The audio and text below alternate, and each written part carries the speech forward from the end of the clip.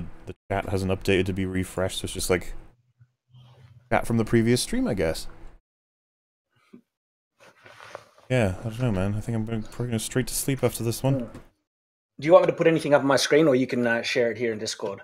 Oh, I'll give you the link when we get to that point, don't worry. Great. And now we'll have a nice chat. Probably put up something on Twitter as well, I always forget to do that. But, yeah, I checked out your Double Blade video and your Thanos one. Even when I was watching Endgame, I was like, that weapon doesn't seem that effective, or efficient, I should say. I think I mentioned that video has exploded. We had afterwards. Yeah, it's an odd one. It's almost like it has to be magical for it to be as efficient as it is.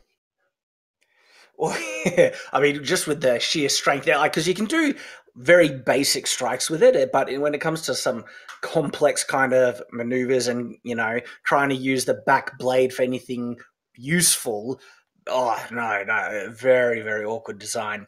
But that video is exploding at the moment. Like, oh, it's crazy, so...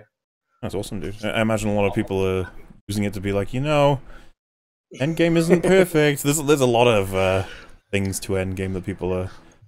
Oh, see, I loved Endgame. I'm actually thinking of doing a video addressing all the plot holes in it, because a large amount of the plot holes are actually not that bad. They can be explained with things already present in the movie that they showed. And so I'm happy to do it. Yeah. I mean, I'd love to see that. Holes are actually... I've got to cover that film eventually, and I still don't think I fully grasp exactly what all of the issues, or even the system they're using for time travel is exactly. Well, we could talk about that in the stream. That one's a fun one to cover. If you want to. Well, I don't see why not. I think Endgame's been out long enough now for people to be okay with spoilers. At least I hope so. Yeah. Like the director, he actually tweeted saying, "Okay, a spoiler embargo has been lifted," and I even changed the thumbnail of my video because I was explaining the time travel in a video, and I had to title it "The Confusing Part Explained" because people got a bit salty that I first had time travel in the title. I was like, "Oh, okay, yeah, I'll change that," but now I've changed it back. So it's like... Abide by those rules. Can't be spoiling Endgame, and then once the directors say it's okay, you're fine. I didn't think it was a spoiler. I thought everyone knew that time travel was going to be in it. Like, because all the theories were talking about it, and like you see them in the time travel suits in the trailers and stuff. But apparently, no, people. It's gone to a point now where spoiler is so careful that you even put in a video up saying, "I very much enjoyed Endgame because it has all the things that I like in it." People will be like, "Oh, now I know it has things that you like in it." like shit. My Thanos one, some people were even annoyed with my Thanos sword video because I show that Thanos uses a sword, and they thought that was a spoiler. The fact he uses a sword in it. It's nowhere near a significant spoiler, but there are people out there who really just want to know nothing. At that point, though, I'm just like, why don't you just not go on the internet? Because you're gonna find I'd be interested to know if they've watched any trailers at all, because like you actually see the sword in one of the trailers, and so I guess some people don't like even avoid watching trailers because they don't want to know anything. Oh yeah, you do see it. Yeah, I remember that. Well, you should just rely on that. Be like, the trailer spoiled it before I did, so it's all good. Then again, people might be like, "Oh, I don't watch the trailers." Yeah. Specifically for spoilers, but yeah, I don't know. But yeah, no, me and Rags both really liked Endgame as well, but it's complicated to break down that story. For exactly all of its issues. I'm assuming that the ones you were talking about were mainly to do with time travel, or... No, the time travel is surprisingly coherent for the type of time travel that they were using. They didn't explain it well, which is why it could be really confusing in a movie. But a whole heap of the other like plot holes, you know, about Iron Man's gauntlet versus the Infinity Gauntlet, and why could they use it and stuff. And then there's also the one about how did Thanos go forward in time if they were limited by the Pym particles and stuff, because technically Nebula only got a hold of one set of Pym particles from her past self, so how is she able to bring the others forward and things? So those type of plot holes. The only one I've heard to explain that is that Thanos' team would have replicated it, I guess. Well, I think there's an easier answer. There was actually another set of Pym particles left in that time, in that parallel reality. It was on Black Widow. She never used them to come forward. So the idea would be that they went and got those? Yeah, they just grabbed those from Black Widow. I mean, it's you have to take a bit of a leap to explain it, but there is a way that they could have done it. So yeah, I suppose. Well, this is the thing. I don't even get how his ship manages to come through exactly like via the rules as we understand them. I still don't really understand. I was just like, oh, that's okay. They could just bring the ship on through, because the idea is that I'm guessing the suits allow them to do it in the people, and it's like, is there a suit around the whole ship, or is there some equivalent of that? I don't know.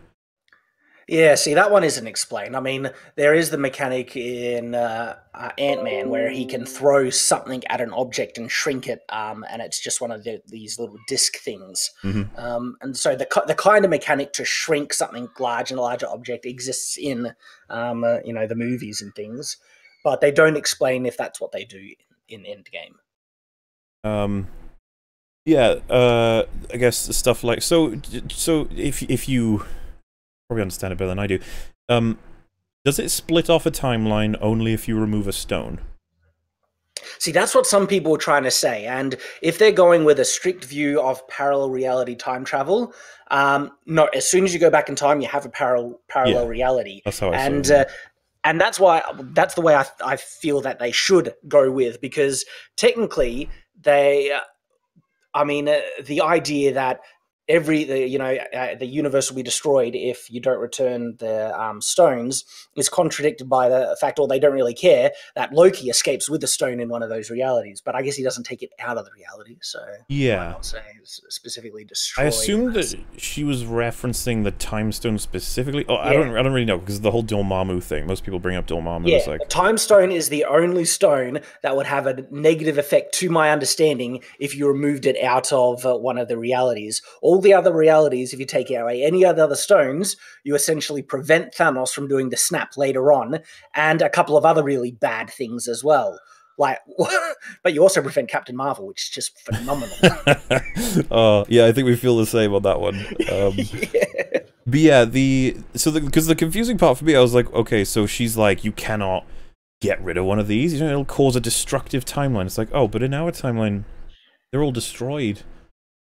Like our current, I was like, things don't seem to be that bad. Like if the time stones are holding, if the Infinity Stones are holding reality together, what happens when they're just destroyed?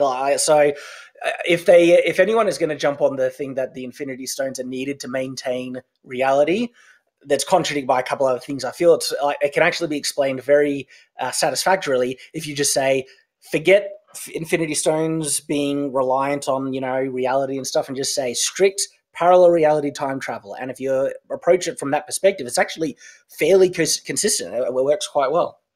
Yeah, I was always more comfortable with that, because I remember our stream and stuff, people were like, you gotta pay attention to what she says. She says that the stones create what we perceive as time, or something like that. And I remember thinking, like, good God, that's gonna make everything so much more complicated if we take that literally. I know. One of the things that I'm, like, looking at, and I wish I mentioned in my video, is that they essentially have the ability to reverse aging now. They've established that that's a thing. Right. Yeah. Like when they're testing it with Ant-Man, he comes back younger, and so Captain America's his old. So they could harness that. Put him in the machine. Put him in the machine and make him young again. Well, what do you think about? Because that's actually a fair point that they could have discussed or whatever. But what about the whole the entire plot is kind of subverted by the idea that they should have began with getting more Pym particles by going back to find more. Because it takes away all of the drama of this being the one chance they have. It's like, oh, you could have just...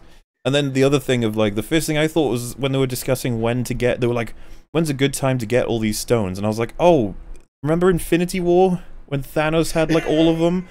Just fucking get in when he's being attacked by the Avengers. And they've nearly nuked him. Just take it off him then. That's 4 of them right there. Well, now you have double the Avengers fighting him, so he's fucked. All they need to do is go in and someone grab Star-Lord and hold him back. Which, by the way, I feel like we never really got that answered. Like, Doctor Strange being like, the only way we can do this is the convoluted way we get for Infinity War and Endgame. It's like, Doctor Strange, what about if you just portaled Star-Lord onto the other side of that planet? Well, to play devil's advocate about removing the Infinity Stones, it was interesting. I think I'm not sure if they ramped Thanos' power up in Endgame, because he was tough as, like, he was insanely strong without any Infinity Stones at all, and he technically beat Cap, Thor, and Iron Man all at their peak without any Infinity Stones. And so, if they got the Infinity Stones off Thanos at that point, that like if they're going to gauge his power off what he was in Endgame, they might not have been able to beat him even without without the Infinity Stones. And but the only way then is that if they use the stones against Thanos, if they got their hands on him, then that could have done something. And technically, the Infinity Gauntlet should enable someone to be able to use them, because that's what it was supposed to do. Mm-hmm. Yeah.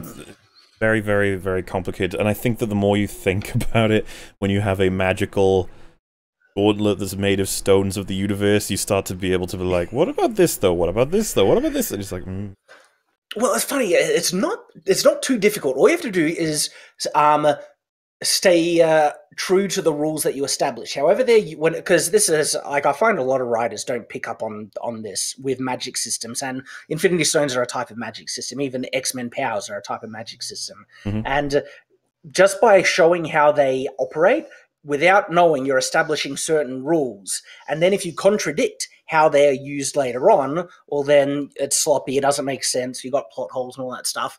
But it's not too difficult, but surprisingly, very few people actually do this. It's just is to obey the rules that you previously established and don't break them. Yeah. And then they can operate pretty well. One of the things that surprised me in Infinity War is the fact that Doctor Strange's portals can chop things in half when they close on people. Yes. Yeah. I saw that. I was like, that's a pretty good weapon. Why aren't you using that? And it technically chopped the arm off or something of that Hulk-like monster thing. Yeah. See, it's bizarre that not only do we have that as a possibility, but they confirm to us that it can be used to chop off limbs, specifically arms. Yeah. Man, that'd be useful in other applications. And that's the other crazy thing. Thor straight up just chops Thanos' head off in Endgame. So it's like, oh. So when you're thinking about, like, how, oh, they can go back to the time of Infinity War and see all of the previous Avengers holding Thanos, it's like, literally, send back Thor with Stormbreaker and he can chop his head off. Yeah, he was held still for quite a long time. That's a pretty open target there. You take that gauntlet, you go over to Earth, you get Vision's Stone, which is, at that point, that's the last stone, right? Vision's, I think? Yeah. I think that's it. Because he portals to Earth. And if you were like, oh well, you got to wait for them to get it out of his head, it's like, yeah, fine, we can wait. we can have a sit down, we can chill, talk about the past and the future in parallel. And yeah, I just feel like a lot of the drama can be a little bit, diffused when you're like, why don't they just do this really obvious thing? Like, okay, fine. See, it's fun because that's the challenge I have as a writer. I'm not sure if you know, but I'm about a month away from publishing my debut novel, and so that's exciting. And yeah, one of the challenges I have is to try and find all those potential holes in my own writing, and then trying to be honest. All right, if someone was actually approaching this as intelligently as they could, how would they do it? And try and address those things. And when you do, it's very satisfying. It's like, it works. Fuck it, just have a theme. Just have a theme, dude. As long as you stick to a theme, you're fine. That's how we know it works now. A theme of humanity is always going to prevail, or work together is the best. Something like that, you'll be fine. Break as many rules as you want. I don't like breaking rules. No. I wish more people felt that way. Breaking rules. Yeah. But yeah, I think Endgame, unlike certain other things right now, like Endgame's being looked at as something that was very satisfying to its fans. It gave the fans what they were looking for, which is starting to be like frowned upon these days. Like the concept of being too obvious or being too, it's like, oh no, that's exactly what the fans were looking for. You can't do that. And we had it with Star Wars. We've recently had it with a certain other TV show that started to do some shit that is infuriating people. See, it's funny. I was going to actually say, like, the exact same thing. Is one of the reasons why I loved Endgame so much is that it was such a satisfying conclusion, and it was that by doing, like the fan service was a big part of it because you're invested in these characters so much. You're absolutely right. Yeah, like the idea that someone's like, oh, they only ended up in the fight for fan service. I'd just be like, yeah. For sure, that's why they're all there. Wasn't it fucking great? But yeah, like the idea of subverting expectations is something that's actually like it's becoming almost like a trope of do not do this. Instead of it being something that can be done well or badly, it started to become a thing that's just like, Jesus Christ, stay away from subverting expectations. I don't know if you like to give you guys an idea because you're both not exactly keeping up to date with Game of Thrones. They have these things called Inside the Episode. They play after the main episode is going, and it's just the creators talk about some of the things that happened in the episode and why. And it's supposed to be a nice little insight into how things work. And obviously they score through the roof on YouTube for likes and dislikes sort of thing, as do any trailers. Like, everyone loves Game of Thrones. It's such a great thing. This latest one, after this is the third episode that has pissed off the fan base massively. I should probably check, but the even the Inside the Episodes sort of videos on YouTube are getting like slammed big time because every one of them has comments from the co-creators that are just like as if they don't even know what their TV show is anymore. Well, I saw a YouTube thing that was recommended to me about how they decided that what's-her-face just forgets about the fleet and everything. and that was like the highlight of this YouTube video, and people were saying, what the fuck? What? Is that how you explain it all away? You know what he's talking about, Shad? Yeah, the fleet that shoots the dragon. No, yeah, I'm so like because it's gotten around, it's a really bad quote. She is surprise attacked by a fleet in the ocean while she's on her dragon. It's pretty unbelievable as a start, but her dragon, she has two, one of them gets annihilated and killed. And so everyone's complaining about that as a fan base. Like, how did she not see the fleet? How did the fleet turn out? How is the fleet so powerful? All the standard questions. And the co-creators sort of comments on it is, well, you know, Dany, she kind of forgot about the Iron Fleet. But it's like the most threatening thing her enemy even has. And it was like, wow. But yeah, so the Inside the Episode for episode 5 currently stands at 19k upvotes and 27k down, which is staggering for an official channel. And like all of the comments are just memes about how terrible the show is now. Yeah, the third comment here is, I like Joffrey more than the writers now. See, I know enough about the show to laugh at that one. Yeah, gosh. It's disaster. George R. Martin should sue. So, to give you guys a crash course on why everyone's pissed about the recent episode is that Daenerys Targaryen, absolutely considered a protagonist of this whole show since season 1, has been she's been fighting her way to Westeros. That's her whole thing, is she wants to take back her father's seat of power. And the concern for a lot of people is that she'll get too evil because her father was the Mad King. And he burned, or he killed a lot of people that were innocent, and he threatened to burn his entire city, filled with innocent people, but he was thwarted by Jaime Lannister. And so the concern is like, ooh, how much of her dad is in her? And we get a couple of inklings, like Well, this is Game of Thrones, you should qualify when you say that. Oh, right, yeah. There's so much. Well, so she, to give you an example, she frees a place that has loads of slaves, and instead of, like, leaving it there, all the people who were previous slave masters, she has crucified, and obviously they all die. And a son of one of them comes to her like, you killed my dad when he was like one of the only masters who actually fought against the slavery system and did a lot of work to help them. And so she actually has to face consequences. And the specific one that comes to mind that I really should have mentioned at the past stream was that her dragons are let free in this land. Just call it Essos for now. And this guy comes to her with like this bundled up sort of sack and puts it down as the bones of a child, and he basically says the dragon cooked and he like ate his kid casually. And so she's just like, holy shit, like she has to deal with like not only her her choices, but the choices like of being where she is and all that stuff. And so throughout the show she just has to deal with all these things. And like one of the recent ones where she captured a shit ton of like Lannister soldiers, and she told them all to kneel or die. And one of the higher-ups basically just said, no, you're not my queen, and I refuse. And instead of putting him in prison like most of the Westeros lords would do, and as Tyrion guides her, she just has him executed, and his son, because his son stands with him, sort of thing. And so you get this, like, oof, you know, he's a bit morally grey sometimes, ooh, you know, and everyone feels like she's setting up for maybe some dodgy decisions. And so, in the lead-up to this episode, her best friend, 2 of her dragons, her loyal, like, bodyguard, and a large selection of her army have all been killed. And so she's gradually getting more angry because she wants to take the throne the quick way, the tough, well, the easy way, let's say. But it'll cost a lot of innocent lives if she does that. And so she loses her cool finally and just decides to do it anyway. She's had enough. And so we're all preparing for her to sort of think of King's Landing as a giant circle, and then there's a smaller circle in the middle of it, and Cersei is in the center of that smaller circle. Everywhere has innocent people. And so you'd think to yourself, so she's going to fly up to the smaller circle and burn Cersei, and then it's over, right? Cersei's the only reason that this war is even happening. Yeah. As soon as you knock her out, it's done.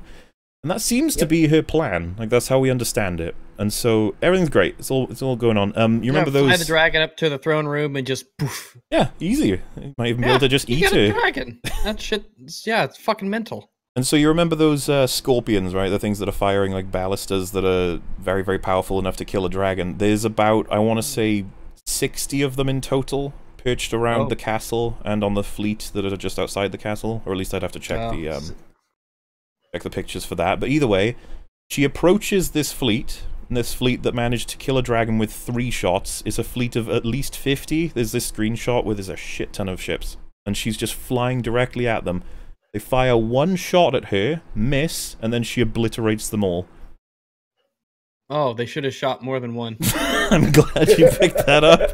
I mean, if a dragon was flying at me, I'd be like, fucking everyone shoot. Don't wait for me. Just go for it. Don't even, just shoot. Bam, poo, pew. And so, in an instant, they're all fucked. Gone. And then there's a few of them on the walls of the city. She makes a run around the entire city walls and just breaks them all. And you're like, alright, she's destroyed literally the only way they could possibly beat her. So I guess... war's over. Well, it's like, okay, so Cersei's the only thing left. And Cersei, by the way, is sitting on a balcony watching all of this, getting depressed. She's like, man, I guess I've lost. And it's like, oh, Jesus. And then, I explained this to Rags earlier, but I guess I should give you a bit more context. Tyrion did speak to Daenerys before the battle started, and he said, if they ring the bells in King's Landing, that means they're surrendering. It's the surrender bells, look at it that way. And he's like, you gonna call off the attack if they do that? And Daenerys is like, yes. And even, I think Jon even agrees to take his Northmen to a point of, like, standstill if they ring the surrender bells. And so Tyrion manages to get Jaime into the city to try and do it himself. And it's implied in the episode that Jaime rings the bell. I'm not 100% clear on that, but it gets rung either way. This thing happens, right? So everything I explained about Daenerys up to that point, she's perched on some kind of building. She's only got the Red Keep left where Cersei is, and the surrounding walls have been burned. Everything else is fine. So she has a choice to go and kill Cersei, or, well, that's about it, right? Because what else would she want to do? Yeah. She hears these bells being rung, and then she makes several faces. There's a lot of there's a lot of pans of her just being like, hmm. And then she sort of like casually, like naturally, I want to say that, naturally, she decides to start killing women and children. Who? Literal civilians. She just flies around the whole city burning every single part of it. Why? In fact, I'd say it's safe to assume she burns everything except the Red Keep. Why? Why indeed, Rags? Why indeed?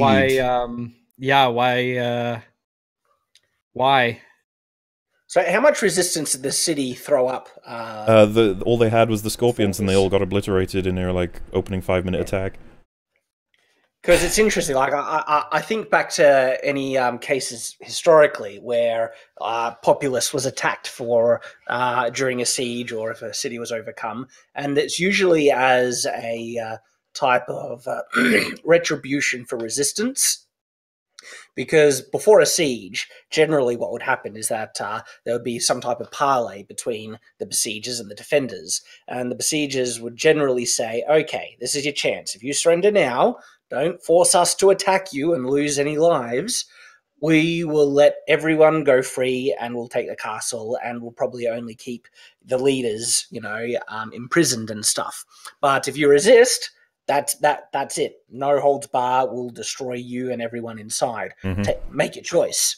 And the thing about that is if you don't actually follow through with the threat, next time when you're trying to take a castle or a city, that threat's going to be hollow, and it'll have no weight. And so there are, several. Now, it's funny. People think this happened in every instance. It wasn't in every instance. It's actually a very fluid, complicated thing about the terms of surrender and also victory and stuff. But this is one of the ways it could play out. And so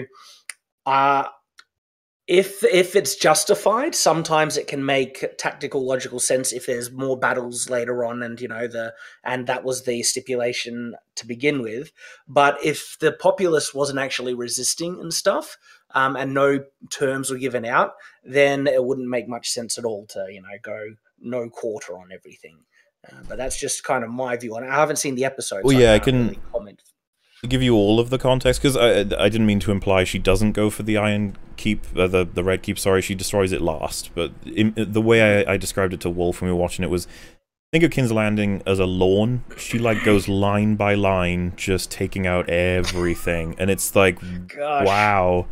But yeah, it gets to the degree where you can see there's just peasants in a line, like a woman and a child running, a couple of others, and Danny just burns them, and it's like, okay, there was just no point to that shot, but okay. A lot of people feel like it's in line with her because of that setup I gave you about how she gradually goes insane, but the only thing I think that's justified is her choosing to kill people who even remotely have any kind of connection to the enemy, right? Not peasants. The peasants are the victims in all of this. They're the ones that can't do anything, and they've recognized that throughout the season, that they can't do anything about these people. Yeah, and what you said about her character is that it seems like at no point has she shown any inclination of trying to attack or kill someone that she sees as an innocent. Yeah. Sounds like she's always struggling with guilt, with the fallout of her choices when she was trying to do what she saw was right and being pretty hard and firm.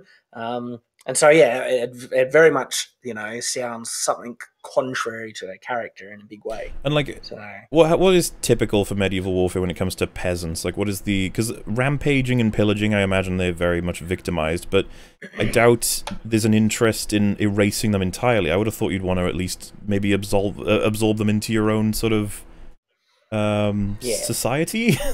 Yeah, I assume. You got to make the bread. You got to have carpenters. You got to exactly have your infrastructure. It always depends. Now, generally, of course, you would want to keep the peasantry there because they're going to be the means of producing wealth for you. You want to overtake them, but there are circumstances which arise which cause peasants to get caught in the crossfire. One of the examples I know is a siege of a certain castle.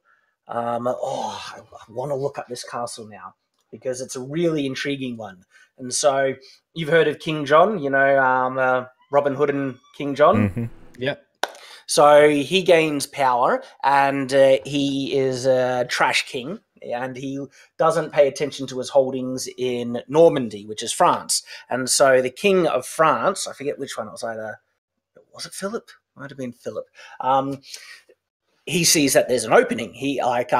There's no real big English presence in Normandy, so he goes to try and take Normandy. And one of the key castles to take is this castle built by Richard the Lionheart, and it is this beautiful thing. But I can't remember the name. It's bugging the heck out of me. If you bear with me, I'll be able to look it up in just a sec. And so to take the Normandy, they got to take this castle. And so they besiege the castle, and it's taking ages. So once they besiege the castle, right, all the citizenry there, the people in the nearby town, flee to the castle for refuge. And there's over 1,000 of them behind these walls. And the castle doesn't have enough resources to feed them. And so the defenders have to forcibly expel them from the castle. Now, this is interesting because we see some insight of the mentality between soldiers and leaders and stuff. The attacking French just let them go. Chateau Gillard, or Gillard is the name of the castle. So this is the siege of Chateau Gillard. And so, yeah, they just let like about, 500 or so commoners go free, and they don't hurt them at all.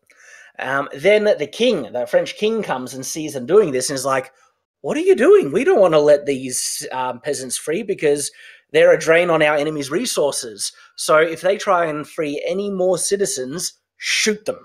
And so in the castle, they're running out, so they have to expel the rest of and there's like 500 or so people. They expel them, and the French shoot at them, and they have to retreat back to the castle to get out of range, but the castle won't let them in, and they are trapped. They can't get past the French troops because they just get murdered, and they can't get back into the castle, and most of them starve to death. And so, vicious stuff. Well, and it's I was just going to say, because I guess you're going to have the context. I have kept this from you guys just because I just wanted to find out how hilarious this is. This is at the point of surrender. Daenerys decides to do this. And I'm not just talking about the bell ringing and everyone basically putting their hands up. The Lannister soldiers, their entire army, they all drop their swords in front of Daenerys' army. They surrendered. And it gets worse because she starts to burn them all, and then our foot soldiers, the men of the north, decide to attack and kill all of the men who have dropped their swords. Oh. And John, Mr. Honorable, is like, whoa, guys, oh no, don't do that, stop. And he grabs like one of them, he's like, don't do that. And then a Lannister soldier like comes out of nowhere and attacks Jon, and Jon defends himself and kills him, and thus, well, war begins once again. Oh, there you go. Oh. Yeah, so historically, when the citizenry... Yeah, when the citizenry got in the crosshairs, it was generally for, and I'm speaking generally, there'll be other examples outside of the ones I'm just sharing here, but it would be if they resisted quite strongly, and it was retribution for them resisting. Other than that, it would be if there was a particular bias or bigotry on one side and they just wanted to kill these people for any particular reason. And I mean, if you looked at the Crusades, there were some examples. It's funny, the Crusades are really complicated. People think it was always one side trying to butcher the other, and there were some big cases of some pretty heavy butchery on both sides, but there are other cases where people were let free and there was far more gentlemanly warfare as well. And so, like, when Jerusalem was taken in the First Crusades, it was a bloodbath inside the walls. But that's what we generally conclude. Though you can put up an argument to say, like, as to how reliable those accounts are and things, because usually the losing side will try and portray the winning side as being as brutal as possible, and so the accounts don't fully match up. And so that's a complex thing as well. But if there are grounds to just wipe out citizenry, it does seem like having a very strong sense of, bigotry on one side is cause for it as well. But those are really the main ones that stick in my mind. I imagine that, there's no way that it can't happen, right? You get a surrendering faction, and then the other faction is like, okay, and then one guy... Because people want me to mention, it was one dude who threw a spear on the good guy team, and then everyone was like, fuck it, let's fight. But it's so unsatisfying to watch narratively, because these aren't just two warring factions. These are very specific characters doing these things. Yeah, exactly. That's what it sounds like. And they have reason to hate Cersei specifically, but they know that she's not even a liked queen, that she's there through fear and force, and so removing her would be something of a good thing to all these other people you are now burning. Oh yeah, it would probably be more likely that the citizenry would have joined the good guys in this instance to attack the queen. Yeah, and so very, very unsatisfying for a lot of viewers. And so Daenerys now has more blood on her hands than basically any character in Game of Thrones. And this explains why the actress has previously... She's got a lot of statements that are telling about this season, but the one that I found interesting was that she wandered around London for 3 hours after reading it out of just shock. Yeah. Which well, we got the quotes from the chick who plays Arya Stark. Yeah, I guess their character and her boyfriend, and now we've got her just like reading the script. Your actors are the script is putting your actors into shock. Why are you doing this? and this is not. Just quickly, because you might be like, oh well, everyone complains about everything. It's like, no, this is significant. You've got a fan base is revolting right now. Yeah, I'm pretty I trust the fans in this case. It seems like it's going the way of Last Jedi, which is a tragedy, and that's what this is what I'd be considering is like, what do you guys think? You would want where how could they salvage it basically? Like for me with the Last Jedi, I need that movie taken out of the canon if I'm ever going to give the main Star Wars continuity another try. Because it's destroyed everything. If anything follows on for that movie, I just can't watch it. It's done. It's over. And it seems like this might be one of the like with Game of Thrones, with Episode 3, and now what's happening. I'm thinking gee, they'll probably get a really strong positive result if they just remade this entire season. Well, this is the problem with reality, is that for some reason this is just out of the question. I'm like, why not? The writers are done, the showrunners are done, send them on their way. They can do whatever they want. Now, give the season... The actors, if they're not willing to come back or they've extended their contracts, maybe we have some trouble there. But if everyone is willing, let's do it. Yeah. Let's remake season 8. Like, the Hulk, the Incredible Hulk was made so shortly after the Banner one, and it did really well because it was better and the other one was trash. How many Spider-Mans have we had now? Yeah, I know, exactly. So, yeah, gosh, I mean, it would be the greatest thing in the world if we find out that Last Jedi is just completely retconned. I'll be like, all right, back on board. And this is the thing, a lot of people are like, oh, please let Season 8 not be a thing. For me, I've been stuck all the way back. I didn't like Season 5 that much at all, and I would happily retcon that. But the thing is, we're at the point now where it's like Season 8 is that specifically bad, that divorced from other kinds of bad, that it's like, no, please get rid of this one. I'm not kidding you. I'm not memeing. I'm like, please, this is really bad. You've ruined... The joke is now, it's like, who haven't they ruined? Which character isn't damaged by this season? And it's like, oh yeah. I'll tell you what though, the memes have been fantastic from fan bases, amazing stuff. I love just the whole meme culture that's around now. I think is just awesome. It's just the best. Great way to deal with the pain.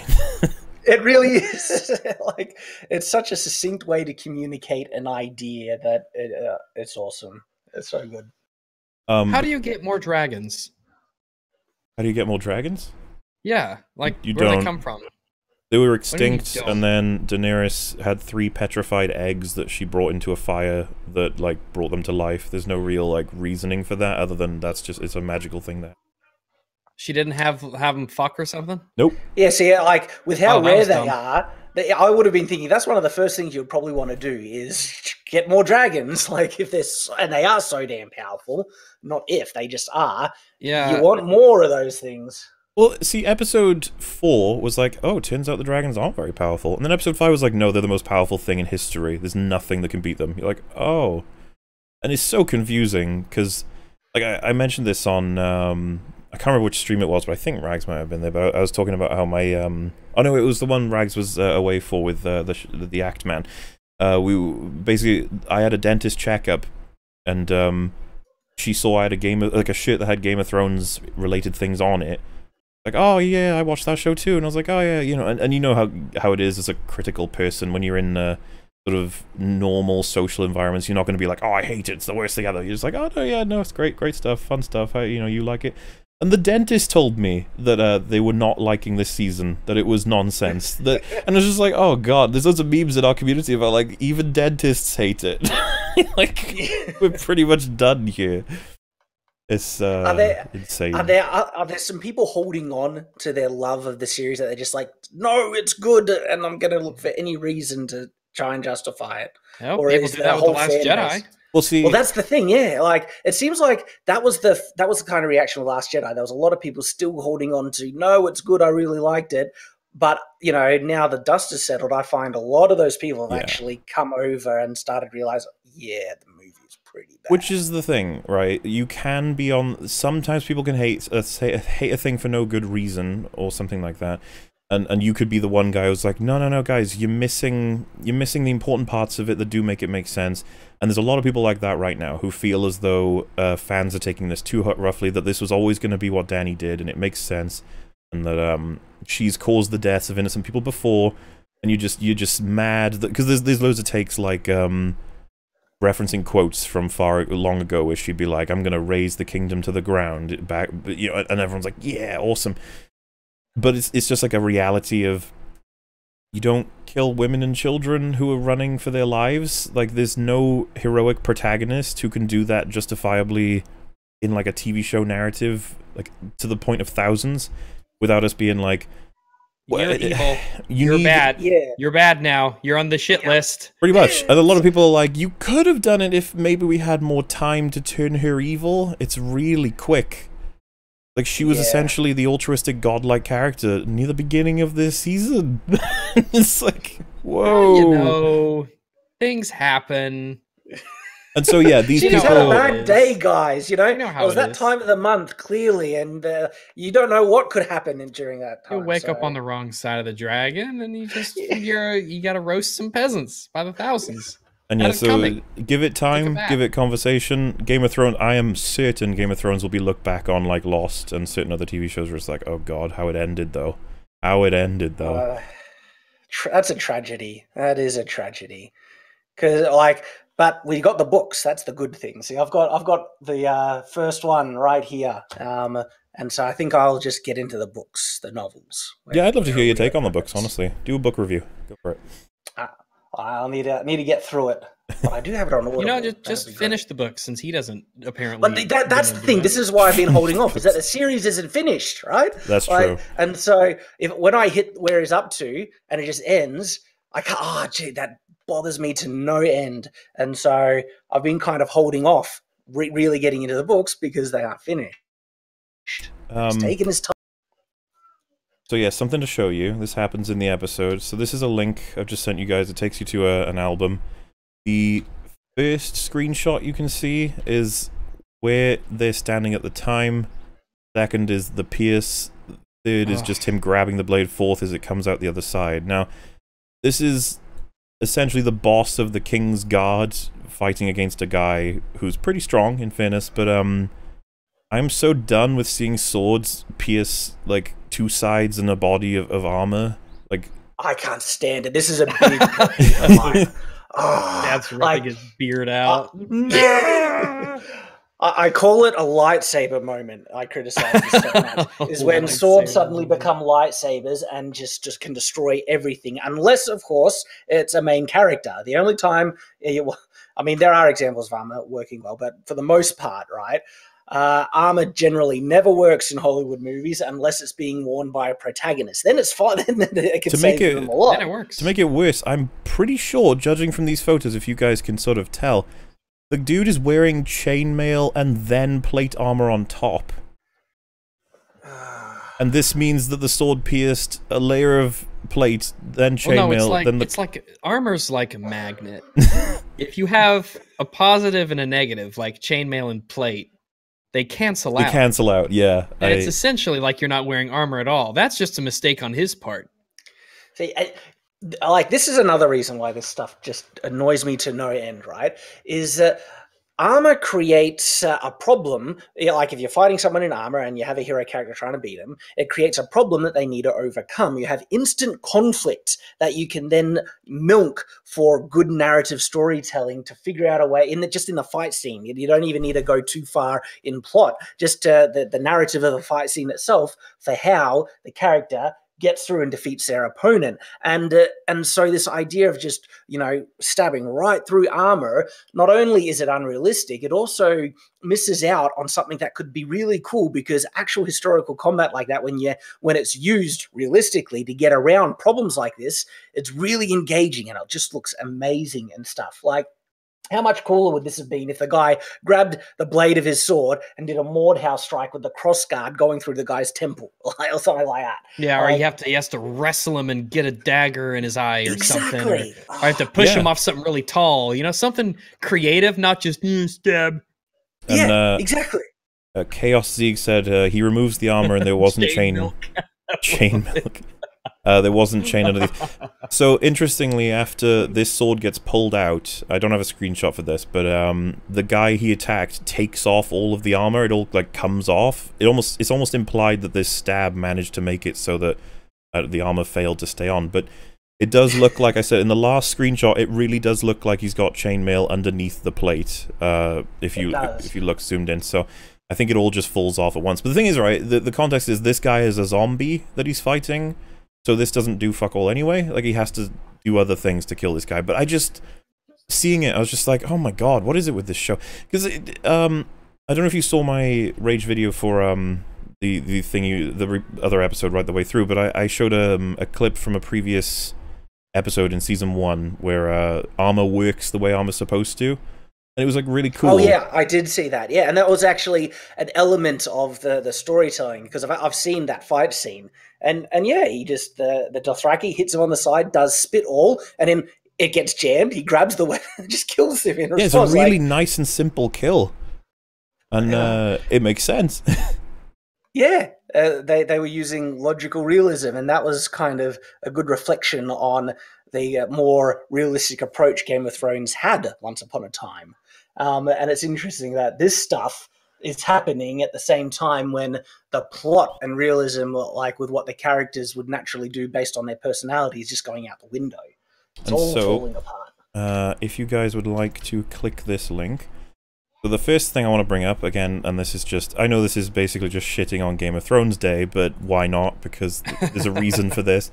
But the thing is, you do it because you like the show so much and you're disappointed. Like this is why, you know, I have such vitriol against The Last Jedi, is because I love Star Wars. It was so good, and it was just ruined. So I get it. This is Season 4, Episode 5, and really? Hang on. Every time I choose the one that I want, it's blocked. I'll be able to find a backup one.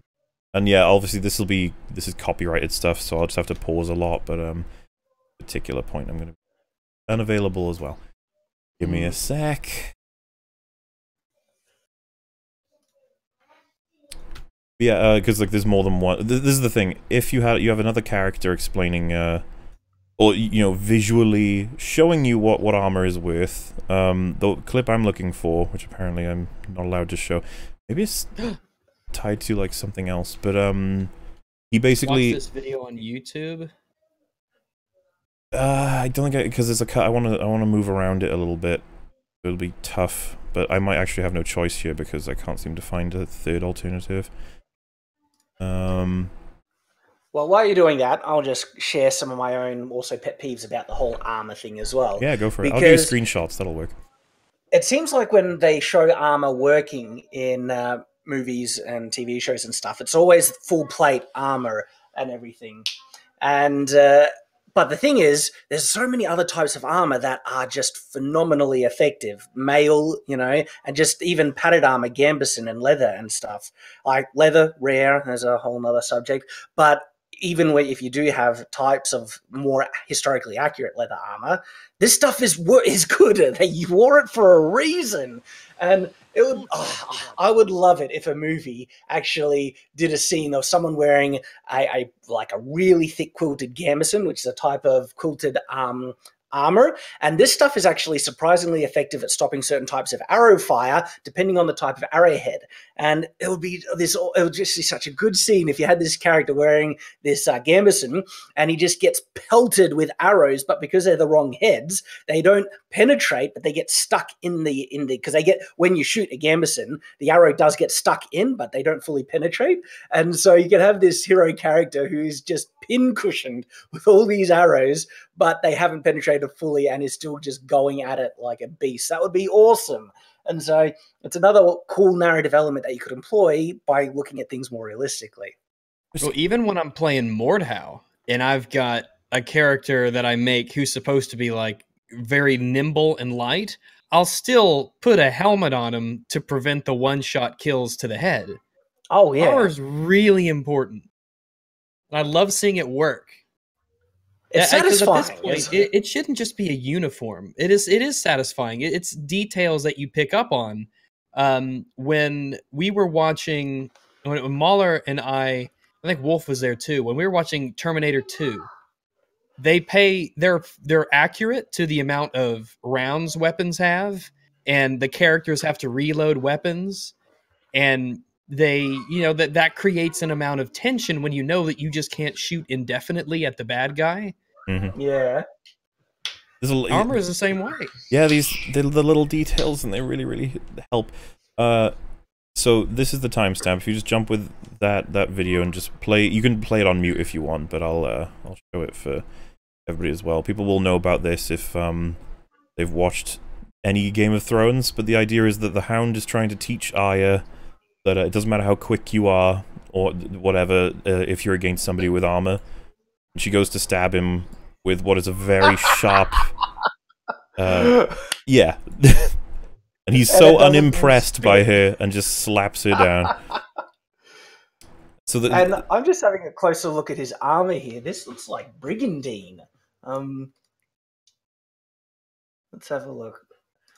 Okay, so there's a lot of studs on the front. If those studs are holding metal plates underneath like a layer of cloth or leather, yeah, you metal. It doesn't matter even how pointy it is. If it's like solid plate made like to a good level of quality, you're not going to get thrown with a sword. And so that's a great scene. What happened? Oh yeah, and to clarify, it's not that swords cannot pierce plate armor, right? It is possible in certain contexts. It depends. Generally, if it's plate armor, right, and it's made to a certain level of quality, like it's not tin-plated dirt or iron, no, swords will not penetrate the plate. It's almost, I'll go so far to say impossible, unless you have insane amounts of power behind it. The circumstances in which you will penetrate plate armor is if you're on a horse and you have a couched lance and with a full gallop, then you have a chance of getting through it. But even then, proper made armor is made to deflect strikes like that to the side. It isn't a flat impact on a flat surface.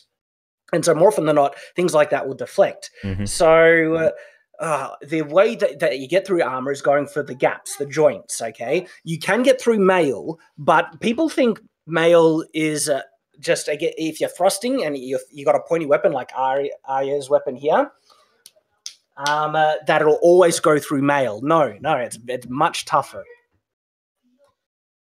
So, and that's the thing, yeah. It was fun to see it, because it was like, oh, actually, like, paid attention to the point where they're having stuff like that, but it's just thrown out the window as of recently. Well, I say as of recently for a long time. What does it do to this scene? Yeah, what happened? Because that's great. Like, oh, that's exactly how it would go. And yeah, just a real shame, because you'd think that these are the things that they would want to maintain. Like it's like, oh, you're a medieval show celebrated for your sort of accuracy, details. Even though the production stuff for their clothing, a lot of people are always ready to talk about how great they do for that. By the way, the videos I actually wanted to pull up, I've watched them with people on Watch Together before, but now it keeps telling me that playback on other websites has been disabled by video owner. So it's just like, oh, okay. Yeah. There's a couple of ones I wanted to go through, or at least casually, but I suppose I can just talk about them instead. So this video will take you to, and again, you can just sort of scan around it on mute. I'll try and get it up for people to... The idea is that John is trying to sort of rescue the people who have been held captive by rogue members of the Night's Watch. And he bumps into Carl Tanner, who is essentially their boss, and he wants to have like a sort of fight with them. If you look at the place that they're in, it's quite small. Daggers. He's using daggers. And yeah, he's got two daggers as his sort of choice of weapon, and John obviously has the longsword. And they're in a very small environment, so a lot of people were just like, there's just no way John can win here, because he can't even get like a swing, or barely even a stab. See, I have seen like actual HEMA practitioners practice daggers against swords, and there are ways like you know, you can win with a dagger, but you need to fight very intentionally and very specifically. Basically, you have to block the first strike from the longsword, because if you don't, you're dead. It's game over. And there are so many, you know, disadvantages piled against you, especially with reach, right? But one of the best ways to block a sword is if it's coming in with a strike. And so if you're fighting with someone with daggers, you would generally do better thrusting than swinging. But of course, he's only doing swings here, right? And even then, you still have a big advantage with reach. But if you can block one of those strikes with a dagger and lock it away, you just rush them and just go crazy, stabbing at the throat or something. You can win, but it's very difficult, very difficult. And people always think it's an even fight. No, it's profoundly skewed in advantage to the person using the sword. And if they have any brains on how to use it, the guy with the sword will generally always win. You could even you could half sword with this, right? Sort of fight. Well, it's funny, like the confines here, people, again, try, like, this is, I think, a more role-playing trope that comes from, like, D&D, where you always get a penalty on your attack roll if you're in confined spaces, no matter what. But, and people look at this scene as like, well, this is confined spaces. Not really. There's a decent amount of room. And because you don't do wild swings with a longsword, you do controlled swings, and the sword is usually always kept within your center of gravity and stuff. And so you only need like half a meter on either side to move this sword around, you know, almost fully. It's only in the big, wide, heavy swings where you need more. And then if you're also focused on thrusting, you're not really at a disadvantage in this situation. Most people's take on it was just the fact that it's such a small... confined sort of fight. Like, if it was an open space, then the sword is pretty much gonna definitely win, but there's so little space to move and swing that the second the dagger man gets in, it should be over. Because the dagger will just, you know, in and out, in and out, in and out, over and over again with both of them, potentially.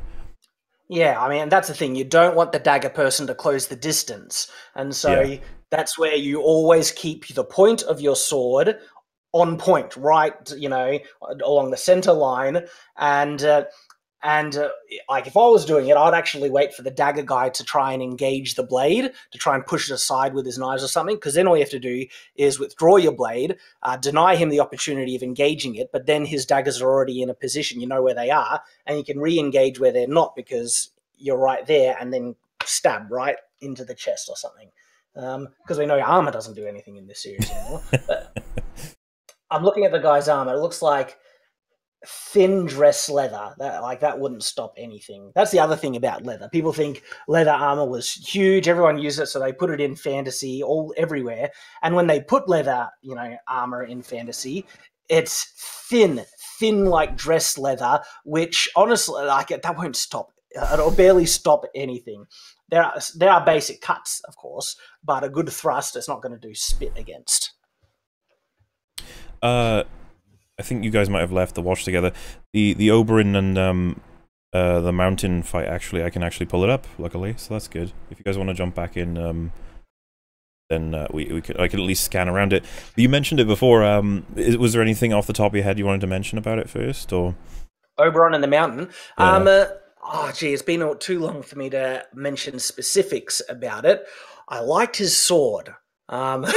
It's this beautiful big sword. Well, no, Oberon is using. Oh, like you mean right? Yeah, I'm talking about the sword the other guy is using. Which guy is he? The mountain, who is fighting, or is he... the mountain's the big dude, and then Oberon is the viper, or at least I think that's what. Yeah, the sword he's using is it's so big and beefy. It just looks awesome, right? He's pretty much the best knight sort of stereotype you could be at that point. The size, weight, height. It's a top tier knighthood. He just needs a shield, I think. But I would need to probably watch it again to point out specifics. It's just been too long since I've seen it. My general impression from what I remember is that it wasn't too bad of a fight scene.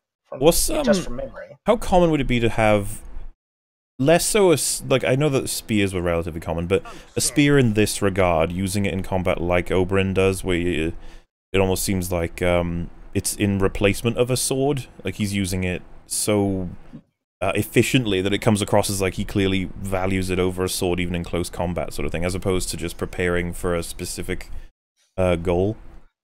Oh, well, it's fully viable. Spears are devastating swords, even 1v1. A lot of HEMA groups have tried it, and there's even other really good kind of medieval history-related YouTube channels, Scholar Gladiatoria and Lindy Bage. They did a collaboration. Yeah, the collaboration, swords versus spear, one-on-one, and in a lot of other situations, and the spear just dominated. When I say dominated, it wasn't like flawless victory in every case, but they generally the spear always came out on top versus the sword. So yeah, even in one-on-one, the spear is just phenomenal. But there are problems with the spear that make it not like because there's no such thing as the ultimate weapon. It's always about situation, the context that you're in, and so the things that the spear, the ultimate weapon, is the best thing ever. Oh, of course it is. The spear is not great against multiple opponents. It's hard to keep multiple opponents at bay. Sword, you can do pretty wide swings, and so that's a big advantage with a sword. Sword is more convenient, more easy to carry around. And though the sword isn't as good at thrusting as a spear is, it's much better at cutting than a spear. And so it really depends on what kind of what you're doing, what you need, the circumstances you're around.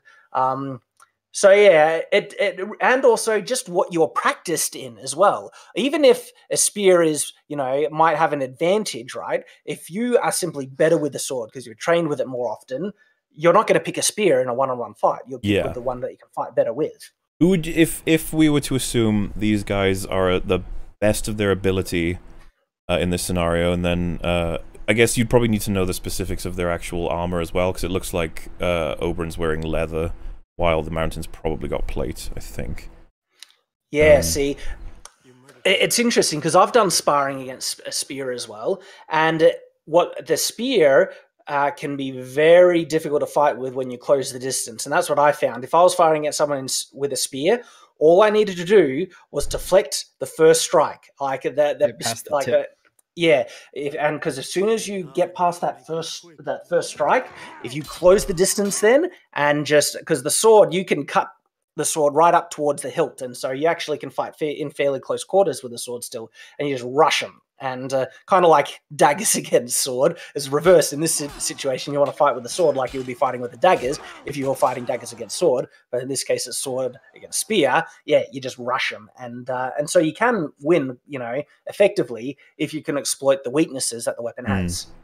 Because obviously the way this fight goes is that Spear can't do much until he starts targeting like the weaker areas, so like splits between the armor, or I think behind his legs is where he gets a few hits in.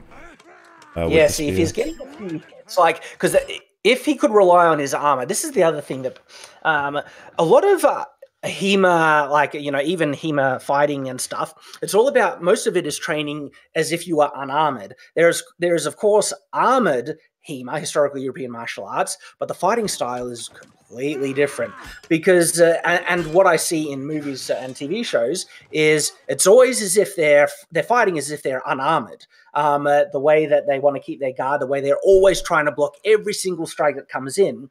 But if you're wearing armor, you have a huge amount of protection. And so the Mountain in this instance, if he could rely on his armor, he could just let Oberyn land one strike or whatever, rely on his armor, and just do a huge swing and chop the guy in two. Yeah. Because this is one of the other big advantages of having such a large sword, is when you do a big sweeping strike, that's a large area that you're covering in a big attack. And so it's the only way to dodge it is kind of to move back. And if you try and duck under it, you just put yourself in a worse position to get destroyed. And so it becomes a bit more difficult to actually dodge a cut than it is for a thrust. And so there's another pro and con between sword and spear. And so yeah, the Mountain, he could just take a hit and destroy him, but movies and TV shows, they rarely do it, because we do see that once with the what's the bodyguard versus the Dothraki guy that we mentioned before? Oh, that's Jorah. On armor. Yeah. Jorah, yeah. He just takes the hit on armor and destroys him. That's relying on your armor. So there is an instance of that being done in a TV show. But of course they just kind of give up on it. That should be the standard rule. If you're always wearing armor, rely on it. Use the damn stuff because it's really useful. Interestingly, because of the way this fight ends, I'll try and talk about it once we get there, but talking about the wide swing sort of thing, like he splits his spear in two here and makes it, pushes it away. which is always going to be a benefit, that his sword isn't always going to be able to crack down on a... because it's a wooden spear with a tip, right? So if it was a... is there such a... they would have steel spears, would they, or would they not? Well, the thing is, like, in reality, swords aren't great at chopping wood. They're not really made to do that. And so, unless it's a huge sword, and granted, in this fight with the mountain, he is using a huge sword, and so that one would have much higher chances of getting through, like, a hardwood staff or shaft of some kind. But regularly, a sword in a random fighting situation will rarely ever chop hardwood into... well, for one of the other reasons, right? You can do it if the wood is actually, like, stuck into the ground and is braced and won't, like, sway away. But in someone's hand, if you hit a shaft really hard, you just knock it aside because there's so much more give with someone holding it. And because of that, it's not braced against anything. You never will really chop through it. And there are some instances which things did break off because of damage or abuse and stuff. And so what they did, they added, I think they're called lanyards or something, or I forget the name. They're basically metal braces on either side that run maybe a foot or so down the shaft. And so you see this on poleaxes. If you look at like some poleaxes, you'll see these metal strips on either side, which is just to fix the head on the shaft even more securely. And with those things, there is absolutely no chance you're ever going to chop the head off either there. So very, like, yeah, rarely would ever happen in reality. Not to say it can't, but just rare. Yeah. Because the one part we're about to get to, so if we assume this is one of the sharpest and strongest spears going, would it be possible if you sprinted a guy with, let's just say, some of the top-rated plate armor, could you pierce it? No. No. No. It's metal. Like, if it's hardened steel, no. What about, like, I don't know if you can, if you're in sync with the video, but I don't know if you can make out what kind of armor the Mountain's wearing here. I actually don't have the video up. I didn't get the link. Oh no, it's in the watch together. Oh, where's that? Yeah. Sorry. It's good. It's just a visual for the audience; they can see it. But I was just going to say, if you can you see it? Yeah, or no? I don't have it. You're in the watch together, right? Don't know. I'm just in the chat. The link, so this link, it says you're in here, because I think Rags always shows up with an actual face, so I'm assuming it's you. Yeah, boy. Oh, hang on, I see what it is. Yeah, okay. I thought that was just a link to a single video, and we had moved past it. Oh, no, I can swap them out and stuff. I'm with us now. Oh, so wait, Rags, you've seen this whole time, have you? Yeah, I've been watching this whole time. Okay, cool. 3 minutes, 45 seconds. That's, yeah, so, just let me know, Shad, if you can see what I'm talking about. I'm with us now. Now it's lagging. If you, what can you discern from the Mountain's armor? All right, see, this is interesting. Like, it looks like a type of coat of plates or brigandine, where you see distinct squares kind of underneath a leather facing by the look of it that's riveted. Now, if those are proper, like, hardened steel plates, a spear isn't going to get through it. But the thing is, the way this is made, those plates, they are separated. And so you could stab through them, actually, you know, quite easily if you can land the spear in between those things, which is, funnily enough, why this type of armor was never made in reality. Like, if you have a coat of plates, the plates are much bigger and they overlap on top of one another on the edges, so it's much, much harder to get in between the gaps. I mean, yeah, I think that makes sense. I don't know if we can see it from the actual hit, and it's not playing for me anyway right now, which is great. But we can assume then that that's what he does, maybe? At least it would make sense that way. If he landed in between those plates, yeah, it could get through. But that's one of the pet peeves I have with Game of Thrones armor design. You see, like, the classic Stark armor in the beginning of the series, where you see, like, you know, the main guy, Sean Bean, wearing at the beginning that armor. You see distinct plates underneath this leather, but like half-centimeter gaps in between the plates. Is like, that's a big opening right there. It almost, and if you can see it there, it almost looks like the armor's flapped up. He's managed to stab him. Maybe, yeah, might have. Yeah, which is just unfortunate in the case of the Mountain at that point. That's the last thing you want. But so the spear could feasibly stab through like a strong gambeson, do you reckon? Or yes, feasibly, yes. Gambesons do better against cuts than thrusts, and so if you did want to get through a Gambeson, you do want to try and thrust, and there is a better chance that you could get through it in those situations. But not to say in every situation. There are many situations where Gambeson protects quite well. You actually would have better chances thrusting through a proper Gambeson with like a spear or weapon than you would shooting through it with an arrow. Where like if the Gambeson has the right amount of layers, it is surprisingly effective at protecting against arrows and stuff, unless the arrow is like a specific type of arrowhead, like a bodkin or something. Then it has better chance of getting through. So yeah, it depends. It's always varied. Yeah. There's the armor I was talking about, the Stark armor. See the gaps between those plates? Yeah, like that. Bad design there, not good.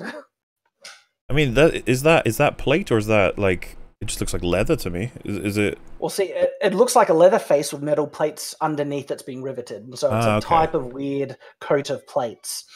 Real coat of plates. They're not designed like that. They're made to actually protect the wearer. Of course, I've completely forgotten, as I always do. Shad, we have a running thing with this podcast, with each of the guests and the hosts, to guess who do you think will be the most inconsistent character in relation to the past writing that they've had in episode 9 of Star Wars. And you cannot vote for Kylo, because that's the obvious choice. And you cannot vote for Palpatine and Lando, because they're obviously going to be ruined. So, who do you think will be the most poorly written and screwed up? Rey. You going for Rey? Well, just going off track record, I guess. I could be a bit harsh on Rey, but she really just fell apart in The Last Jedi and everything. And yeah, I would probably say Rey, but it depends, because JJ is back at the helm, and I think it's funny, you know, that I actually was close to making a reaction to the trailer for the next Star Wars, because it just looked like they're doing the same mistakes. They're falling back on relying on nostalgia and flashy visuals and impressive, fighting and things. And especially with that Palpatine laugh at the end. Like, that is so cheap. It's like, we don't have any confidence in writing a good story. We're just going to bring back something from when Star Wars was good and try and shoehorn it into this one so we get you to watch it. Yeah, I think you can make a good argument for literally any character being the most inconsistent at this point. That's where we're at.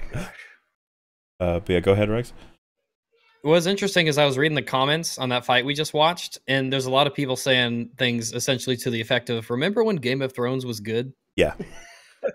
That's season 4. That's when I was at my peak investment, and that fight has always been looked at by a lot of people as very, very good. And it looks like it passes Shad's inspection, from what I can tell. So, well, unfortunately, I missed most of it when we were watching. Oh, so well, I'll just pretend. Yeah, we'll just say it was great.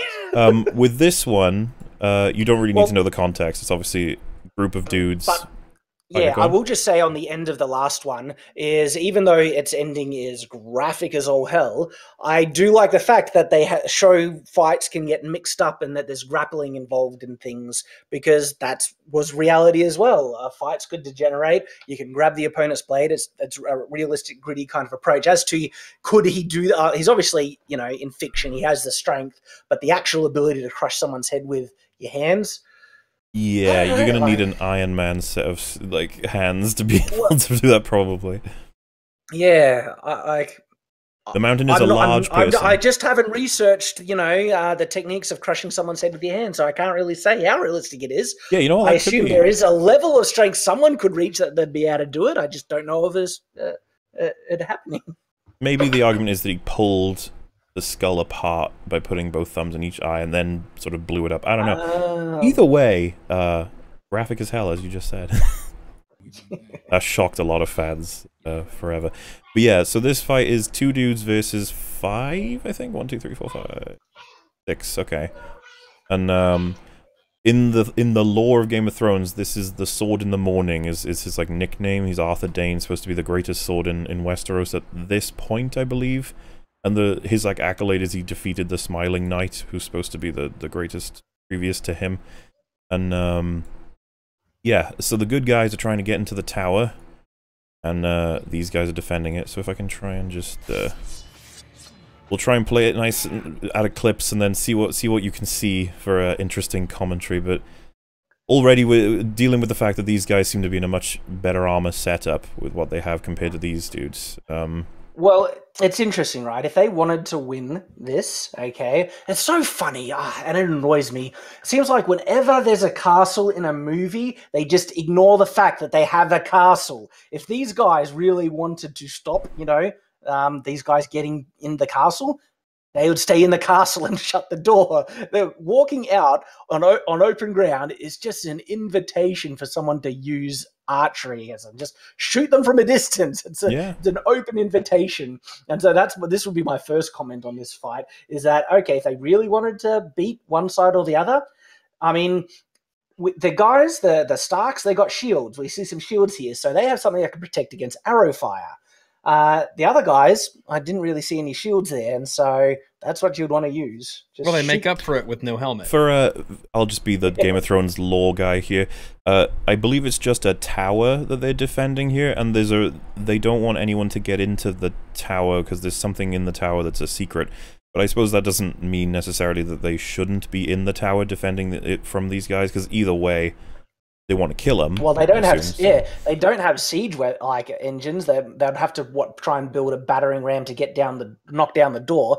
Because it's funny, right? In the medieval period, there were things called tower houses, which were basically just towers, right? But they were made out of stone. They had no large windows that you could crawl through, and so they were still really well fortified. Mm-hmm. And they were in a lot of situations they were used to prevent bandits from stealing the food, and the community would stockpile their resources in this tower house. And then there are other cases where a lord had it, and that was his kind of personal residence. But so the only option you have then is to knock down the door, but then that means whoever's trying to get through the door, you can fight them one at a time. They're bottlenecked. Mm-hmm. And so even if this tower doesn't have crenellations to shoot it from, and it doesn't have an outer wall, just having a fortified tower is still a massive, tactical advantage that they're not using at all here. So, yeah. And so the reputation of him being the best swordsman, a lot of people are upset because in the book, I believe, I can't confirm this, he has one sword and he's very good with it. In the show, to be flashy, they gave him two, and he dual wields at the same time. What is the commentary on that? What's the viability of dual wielding exactly? Dual wielding is actually significantly effective, right? When you're fighting at someone one-on-one.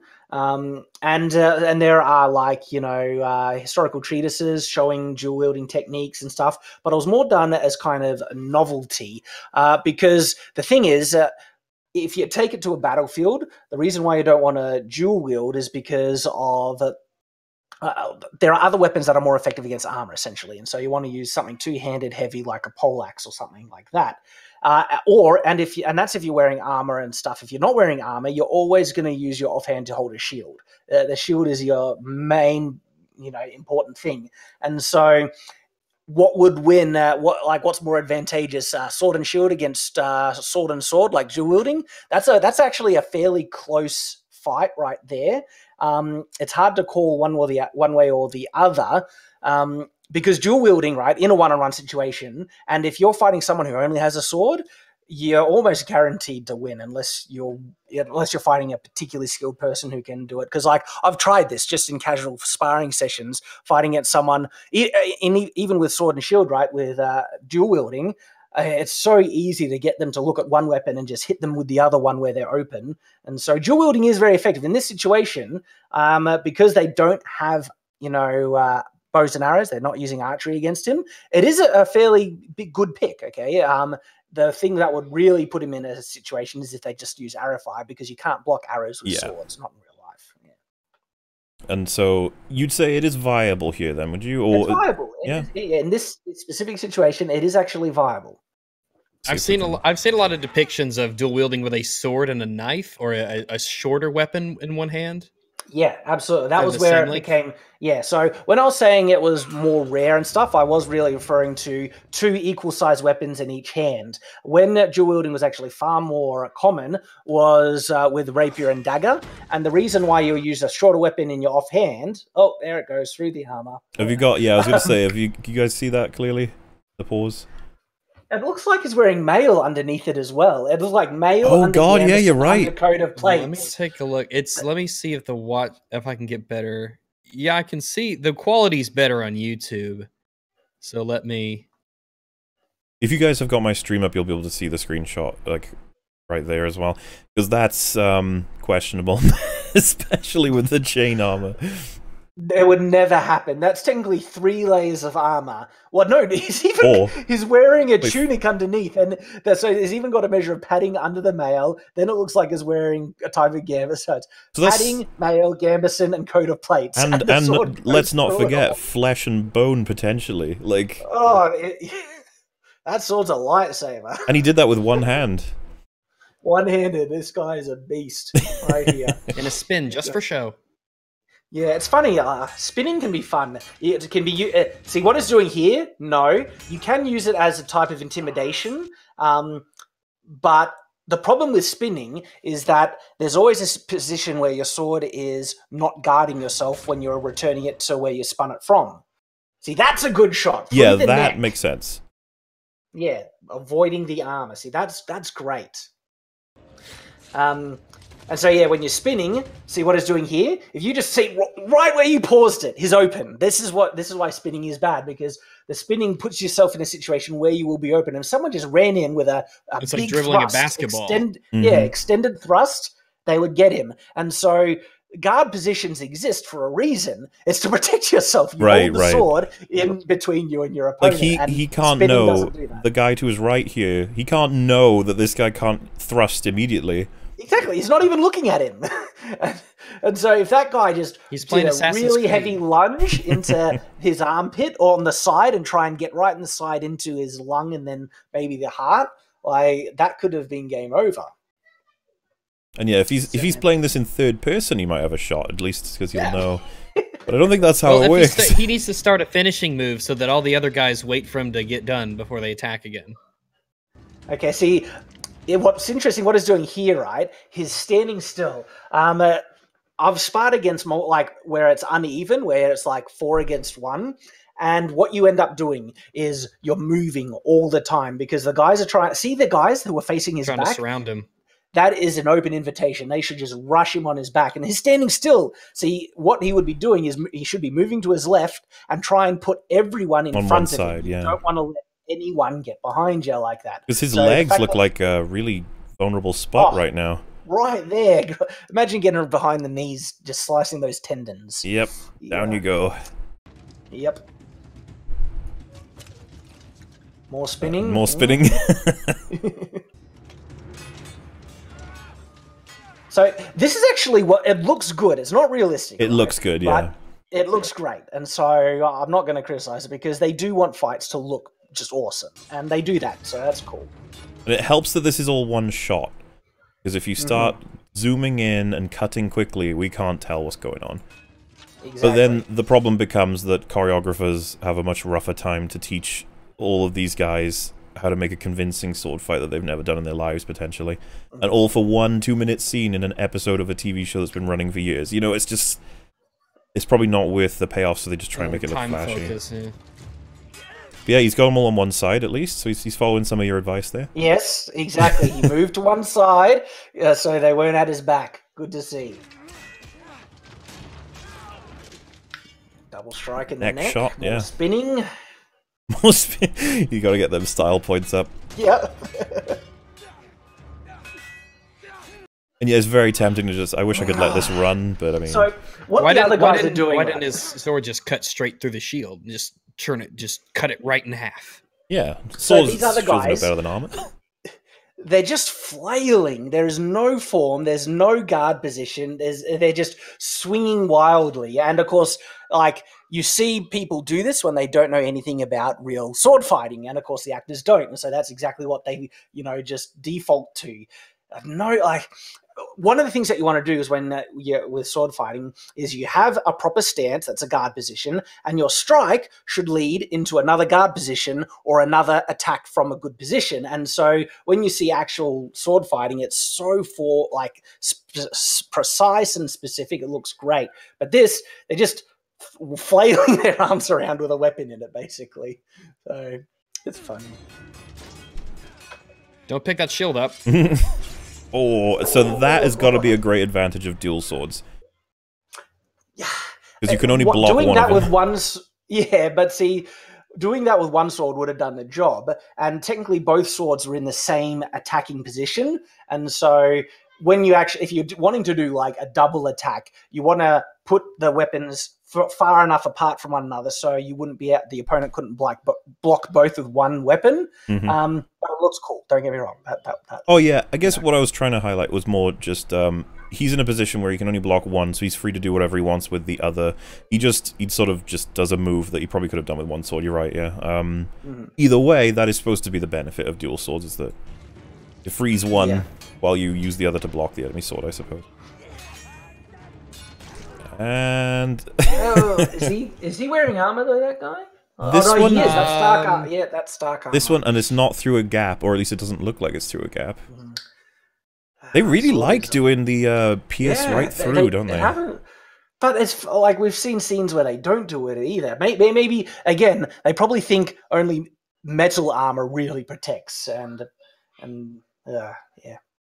But that sword is clearly and the fact that he couldn't even get a really good, like, you know, like a charge and strike sort of power behind it. This was he blocked one and just straight up just stabbed him straight through. Yeah, like, and if these other guys, like if say someone like this with this skill level really existed, and he was just he's fighting and is holding him at bay, right? And these guys can already see they're starting to get outmatched. You know what would have been just a really good move on their behalf is one of those guys behind, drop their weapons, rush him, and just grab him. Just hold him still. And even if they get run through like this guy, if that guy just got stabbed, was able to wrap his arms around him and just hold him long enough for someone to chop off his head, game over right there. Yeah. So that, yeah. See how poorly made that breastplate is? Like, that is fantasy trash. It's not even fitting him properly. Well, look at the amount. I was about to say, a lot of him is exposed. Yeah, like the opening for the arm is looping down really low. It's the sides of the breastplate are like clashing with each other, overlapping quite a lot. There's a big gap in between the neck and the edge where the arm is. It's too low on the gap between the breastplate and the fold, and it's too flat on the front as well. So the armor he's wearing is trash. Tell me about this grip. Oh, the reverse grip. Oh, yeah. That's a thing, right? No. Don't do it. Don't do it. But with the katana, it's a plus 10 damage if you hold it reverse grip. No, you have less articulation, and it's harder to engage your muscles to do heavy strikes in the reverse grip, and so it's bad. Don't do it. What about but it looks cool. Ned Stark's stance here, where he's got his arms the way they are? Is that anything, or is that just casual? So I always thought it looked kind of weird to me. No, that's not a stance at all. Like, it's close to a low guard, which is like the full. And so if you like, so hang on, actually, I can get the full and another guard mixed up sometimes. But if you hold it low, pointed towards your opponent. So basically, if he was holding that sword like that, but moved it to his other hand in front of him, that is a kind of guard position, but he's holding it like on his side towards his back, and the sword's not really doing anything here, and is basically presenting his leg and arm to be cut. It's like free shot right there. Because I'm curious what he's setting up for here, like how many things he's accounting for, and I think he just goes for a thrust immediately. I can't remember. Oh no, that's not at all. Just a wide swing.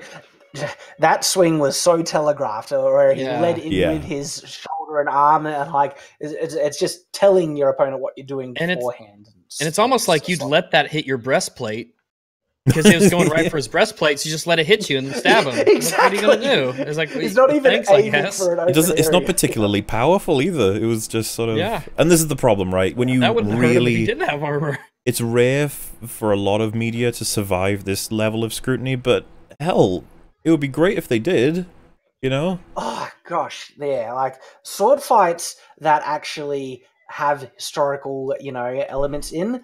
They just look amazing. I actually want to show you You ever guys seen The something. Duelist?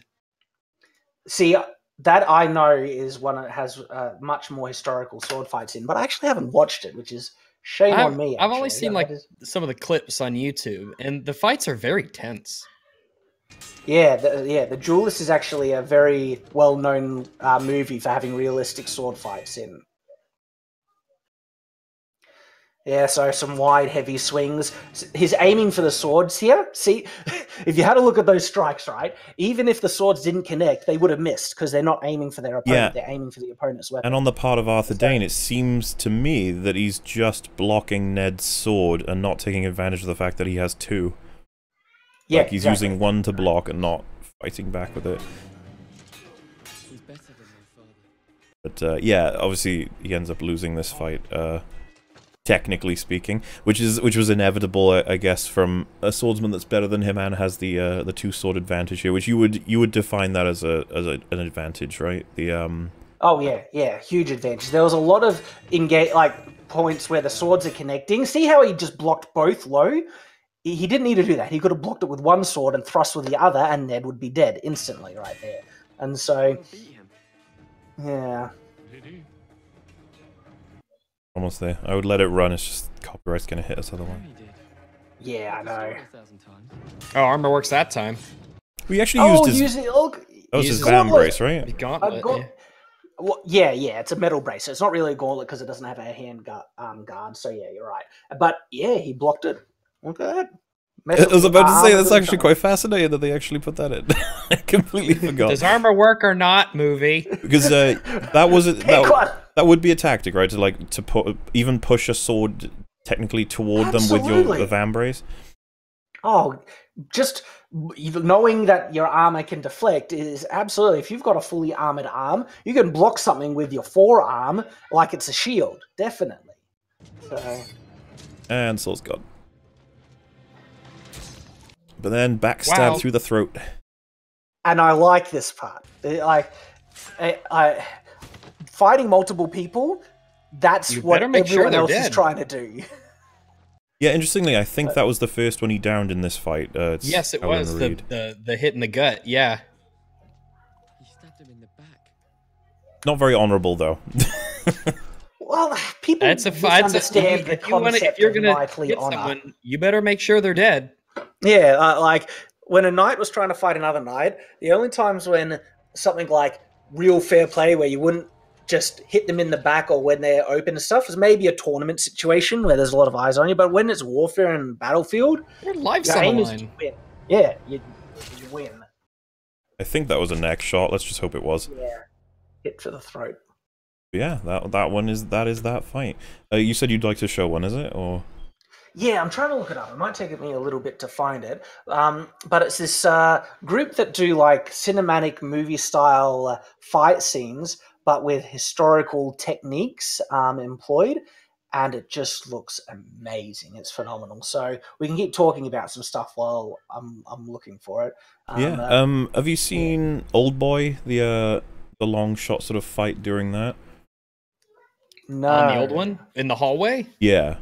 Oh, crazy. This is the thing, like we could check that one out, but I mean it's so difficult to maintain such an amazing sort of one shot while having choreography be perfect, and it's doubtful that it would manage to hold up every kind of scrutiny, but I'm sure it does pretty well. And then there's like the most classic and epic fights. I imagine that people would be interested in staying on Game of Thrones, or the people, what do you want, chat? What sort of fight would you like us to check out? Because I'm willing to do anything from Game of Thrones. Or we could do stuff like, I'm assuming you would have looked at the Hector and Achilles fight from Troy. at some point. Oh yeah, that one's that's a beautiful fight scene. Just visually and cinematically, how well put together. In terms of like technique, you can always scrutinize and find things that aren't really realistic. But just if I was to say, give my opinion on does the fight do what it needs to do in the movie? Absolutely, that's one of the greater fight scenes in cinema, so, like history in my mind. Not to say it's perfect, but yeah, it's pretty darn good. Got a lot of requests for Old Boy. A couple people saying Troy. I mean, I'm kind of tempted with Troy because I just love the Troy fight scene. It's so good. But I'd love to hear about how it's inaccurate. Like, I don't mind. I'm trying to think of some others that might come to mind. I mean, yeah. Well, maybe we can get through it a little faster than the previous ones. Oh yeah, throw your thing on first if you'd like. This is. Are we thinking about good ones or bad ones? Oh well. Well, if you want like both. If you want to see like the way that every single movie sword fight, like how it should be choreographed, this is it. So I'll just link it. Someone said TLJ throne room, please. So I've just linked that in Discord. Are you still in the watch together? Because we can probably pull it up on there. Give that a go. We will need to pause it at points and stuff, because they did a lot. They put in a lot of effort to make this, and but it just is phenomenal. I probably have to do it for copyright anyway. Oh, but yeah, I think I know about this one. Yeah. Good lord, that's a long sword. And I didn't actually mean by classification. I just meant that is a long sword. But funnily enough, it is also a long sword as well. Oh well, excellent. I'm learning a lot. Do you know that's exactly why they were called those? That's genius. So what's any context we should be aware of for this, or is it sort of just a fight? Guy, he's wearing kind of classic Landsknecht pants, very showy, and so this is already very historically accurate. It's technically not medieval period by the clothing. It's like a very early Renaissance, probably 16th century. 16th century? Yeah. But check out just how epic. So every strike that he starts with generally ends in another guard position for him to move in again. Now, like these are guys who know what they're doing, right? So just watch this.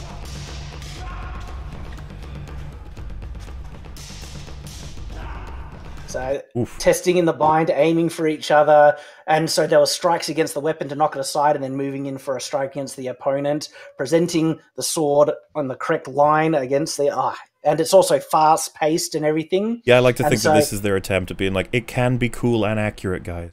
Yeah, exactly. And see this guy on the right, that's a Wrath. That's called Wrath. It's a proper historical guard position right there, and so. Oh, and so this guy is obviously on the left side. Now he's adopting a guard position, so he was in a recovery point there. And so he went into kind of long point. See how those strikes were held from his hands were high, and the strikes were moving around. See, it's so good, right? Because when you start to learn swordsmanship, historical swordsmanship, you learn that it's actually quite easy to defend your legs. You just move them back. And so a lot of your strikes end up being high, and you hold higher guards and you strike from in a more raised position.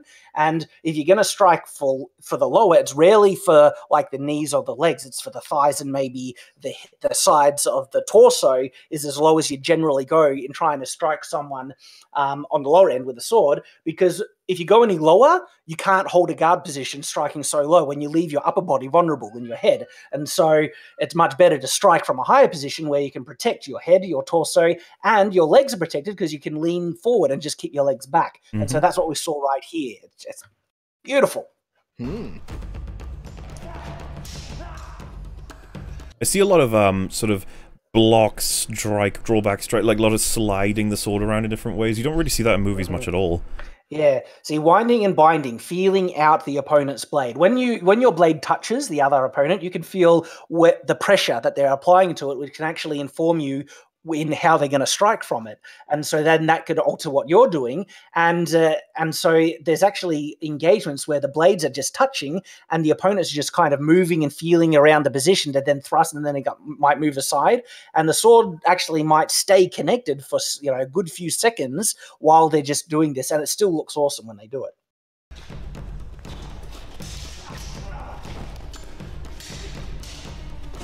See, employing grappling as well. It's just... It'd be cool if these guys would be able to do it in one take, this whole fight. I wonder if it would just be too difficult to sort of nail that, because, you know, they don't actually want to kill each other, I imagine. Is it easy to tell that these are sort of sparring swords, or are these actually...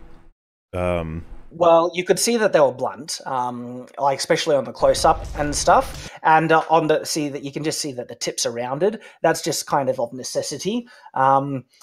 And they even do that in the actual films as well. When you look really close, you can see they're blunt. And so you can say, all right, you know, we could kind of ignore that just because of practical reasons. You don't really want to do it with sharp ones. I wonder if they actually hit each other in there. Oh, see, that was winding and binding. That was feeling out. Oh, and he's half sorting now as well. See, there's so much historical technique in this.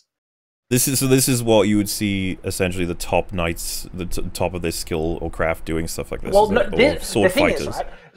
Well, no, see, this is that there is a huge unrealistic element to this, and it's how long the fight is going and how precise the engagements are, and so they've combined the Hollywood idea of a fight where it's drawn out with historical techniques. And that's what I wish Hollywood would do, because it can look brilliant. But in reality, sword fights don't go this long. Like in most situations, it'll end after the first 3 to 4 moves.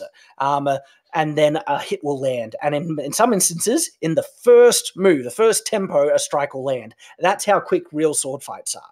And so I've seen, yeah, like a lot of them, it'll be like, okay, 3, 2, 1, go, strike, strike, hit, and it's done. It's just like, oh, there we go. Yep, but obviously, in a high budget fantasy movie, that's going to be like, oh, can't have it like that. Exactly. And so yeah, they've taken that idea of the Hollywood drawn out, you know, 2 people who are so equal in skill that they just can't land each other. But the other thing is that they've been deflecting and attacking and deflecting so quickly in response to each other. See what they're doing here? Man, that was great. This is almost, it looks great. And they did it because it's choreographed. In reality, to deflect and strike and deflect in such quick succession over a long period of like this actually requires superhuman reflexes to do it in real life. And I've never seen it done, period, where it's like that. But with movies, you want to see kind of like a sword fight done with just such mastery and skill that you see people do things that are technically impossible, but we can suspend that, you know, just exactly. From a guy just sitting down and watching it. Yeah, exactly. And I mean, if someone did have superhuman reflexes and knew historical techniques, it could very well look like this. And this is kind of what we want with entertainment. We want something that just looks phenomenal, and they can, you know, practice it. And see, it didn't go through his thick clothing. Yeah, he got a strike on the chest, didn't get through. It's very realistic. We got hand to hand now, huh? Oh yeah, people don't understand that medieval period had hand-to-hand martial arts. And this would be, they would train you up for this as a sort of safety net sort of thing, like, I imagine. Well, also, like, one of the ways that you fight armor is through grappling and trips and throws to knock the opponent off their feet, because you want to pin them. And so, like, there's like, you know, fist type martial arts with strikes and stuff, but if you're fighting someone in armor, punching and kicking does spit. And so the type of unarmed martial arts that were developed for fighting someone who had decent amount of padding, decent amount of armor and stuff are grapples, throws, locks and things, just like what we saw here. Mm-hmm.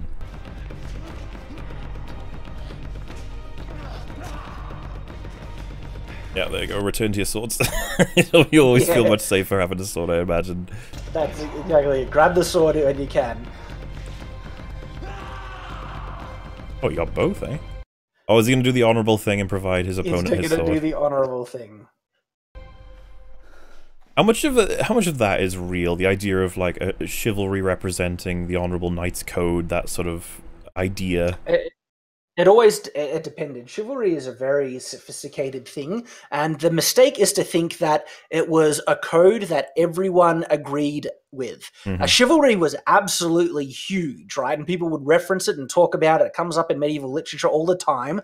But what you will find is that there is no uniform consensus as to what it is. The most fundamental definition of chivalry is whatever someone believed made a good knight. The qualities and actions that made a good knight. And if someone felt their complete obedience and showing no mercy meant making a good knight, well, that was chivalrous, just slaughtering wantonly. But if someone else believed showing mercy and restraint were good qualities that they wanted their knights, well, that would be chivalrous to them, and they would call that chivalry as well. So there are actual definitions of chivalry that outright contradict one another completely. And so, but there are examples of it all existing. What we see here, there's examples of stuff like this existing as well, and there's examples of the opposite. Heavy raft position, and then, see that?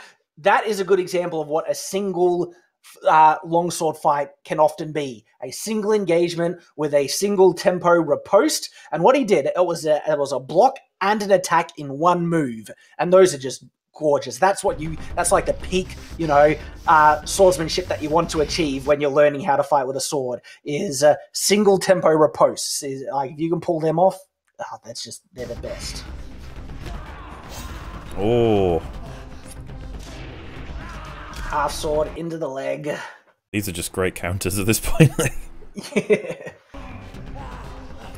Winding and binding, disarm. Look at that codpiece! Yeah, boy. And do they make a couple of those, or is that sort of like a one-off video? So they have a YouTube channel, and they have a couple of different fights that they've choreographed together. This is, I reckon, their best by far. It just looks beautiful. Can you imagine if they had that quality in Game of Thrones, right? Like, it's just next level stuff.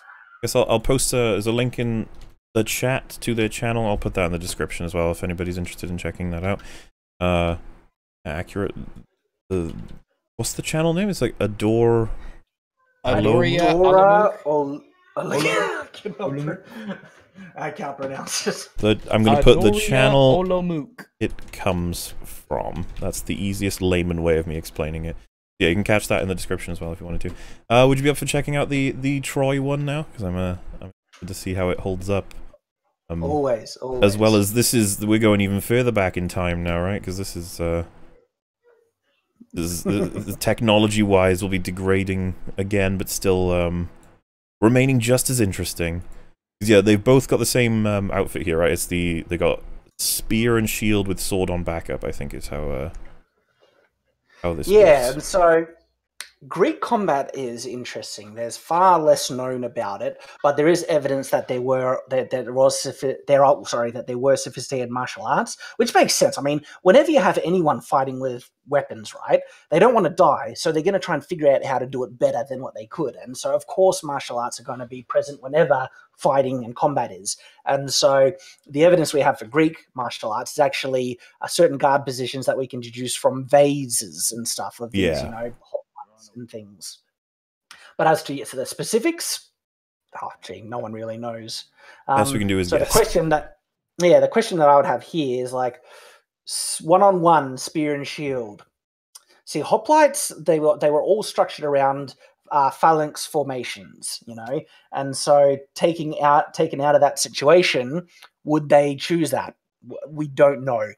Now, spear is a great weapon, and a shield is a great weapon, so the question is, and this is kind of my contention, is that it is really hard to manipulate a spear in one hand, okay?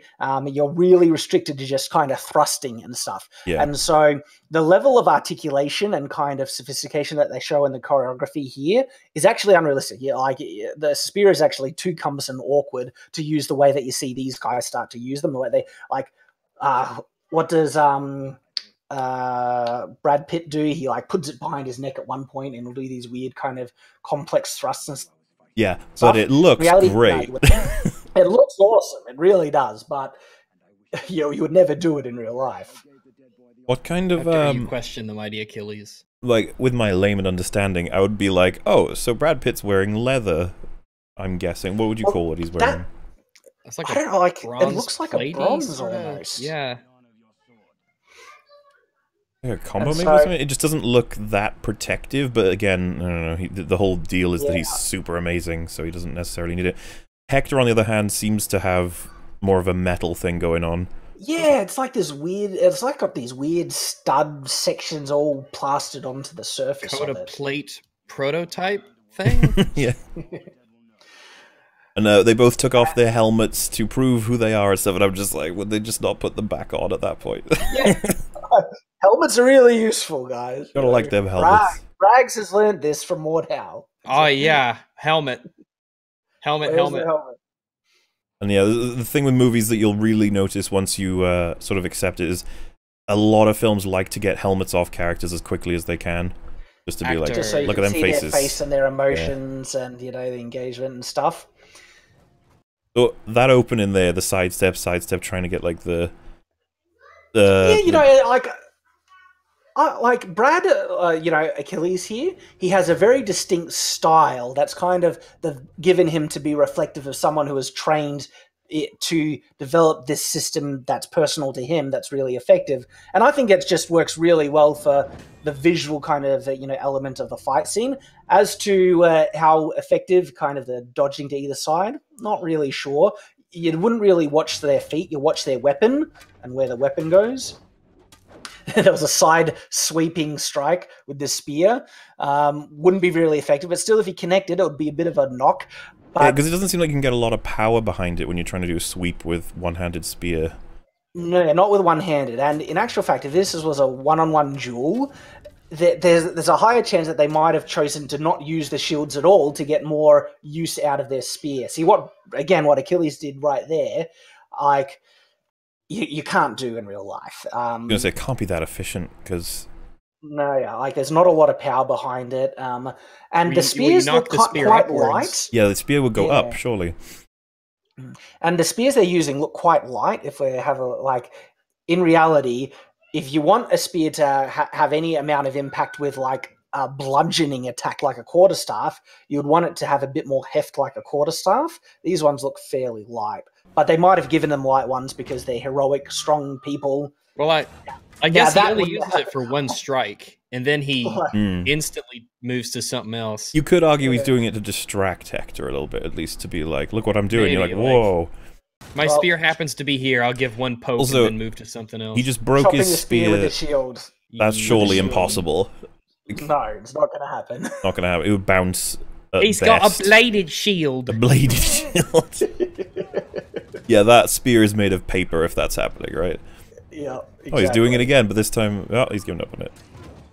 Yeah, and then they... See, well, it's funny. You could snap a spear like that with the leverage if it was that thin, but they would never be really that thin or that weak. Because he stood on that spear to break it there. Yeah, obviously, they whip out their Xiphoses. Or Xiphos. What's the plural for Xiphos? Xiphis? Sci-fi? Xiphis? Sci-fi? It could be sci-fi, actually. A sci-fi. Great. Yeah, these things as well. I love the sound design on this bit. They're also very. It's just so like. It's just like yeah. So I love movies. Brass swords are a complex thing to understand properly in context. They're invulnerable here. See how they're bashing against each other? They're not getting any dints or chips or anything like that. Brass dints very easily. But Bronze? This is the thing. Bronze, sorry, yeah, bronze. I'm getting those mixed up. But brass probably does too, to be fair. Yeah, well, of course. But, sorry, yes, it should be bronze. Thank you. The thing is, people misunderstand bronze, is the fact that it actually can have a pretty hard edge if it's work hardened, and can be about as strong as iron just by itself.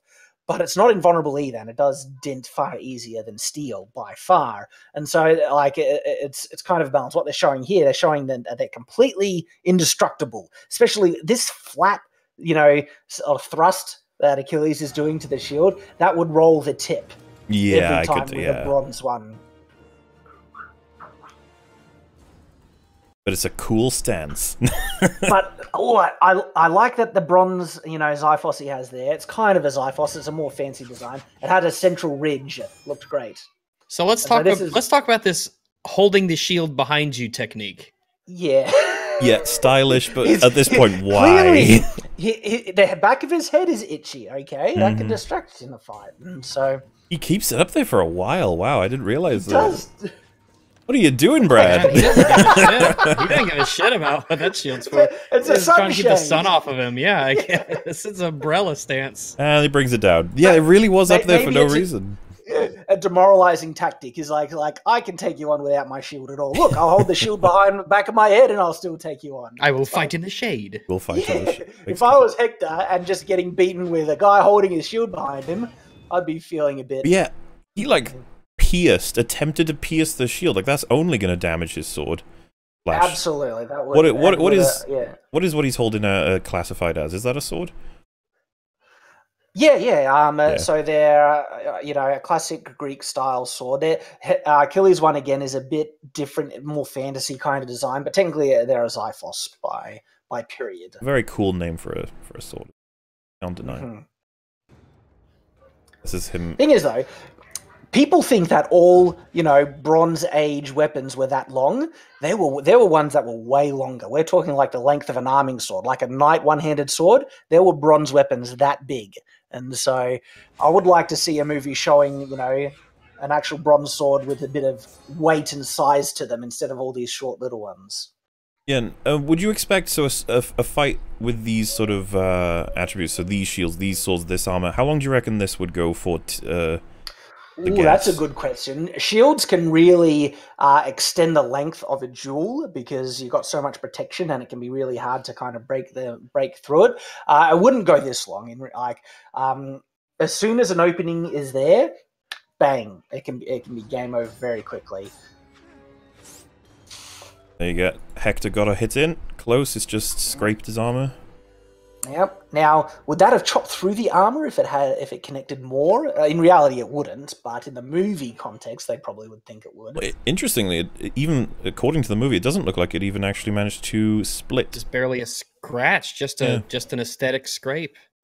Well, that would be good if they're showing the armor doing something. I appreciate that. So this is interesting. Hector goes for what I assume was a sort of thrust, and he gets his arm caught. You can't really see what's happening exactly, but his arm is caught for sure. And then Achilles lifts it up. Yeah, he's got it in between his arm and his side and has kind of locked it away. Just another thing, these shields that they're holding are way too light for the period. Like hoplons or the aspis, which is the type of shield that is used by the phalanx formations, the hoplites. They are huge, thick things. They are big. They're so big that they were made with such a lip that you could rest them on your shoulder almost. And they generally weren't center grip like what we're seeing here either. The center portion looped over the joint in your elbow, and then you would have something that you held onto the edge, and they were usually like they were lined with a rope kind of formation on the edges that you held with your hand. And so, just the inaccuracies in the shield, just pointing out. Yeah. I was going to say, because these shields, look at them. Thick, heavy, surely. It's like, it's got to be a pain to carry these around. Especially blocking hits with them. And then from this age, yeah, you just fully expect this would be it would be helpful, but it would tire you out quickly, surely. Well, the way that their weight and hand configuration makes them far more like the Viking-style shields of, very early medieval period and the migration period and stuff. They're called the skjolder. And so, they're more Viking-like than Greek-like, these shields, in my opinion. Except for the designs on the front. Yeah, and there was a rock there, unfortunately, for Hector. Oh, his downfall. Yeah, and I think it's supposed to be sort of the turning point. By a rock. I always found, even when I was, like, because I saw this when I was young, obviously 2004, that means I was 11 when this came out, even I was like, oh, there's a rock, really? It's like he couldn't have just lost in general, why did it have to be a rock? Yeah, it looks like he's sort of abandoned the shield here as well. Yeah, but why? I'm not sure why, actually, and then Achilles just throws his shield away as well. Oh, he goes, like, he's changing up his secondary item, he's going for the broken spear. And in fairness, I think Achilles does the same thing as well. Oof. Stuck with the shield. What is the attire on the lower end of these two? What would you call that? What, the greaves or the dress, the skirt? What would you call it?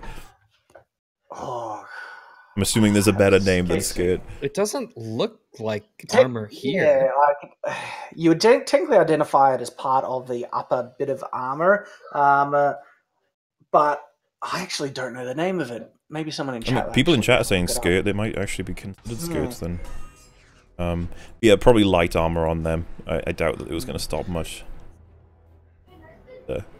You know, we're at the point of them getting pretty tired as well, and it's only—I think it was only like a 2-minute fight, so it's not too bad in terms of like realism, I suppose. But it's probably gone on a lot longer than it probably would. I imagine.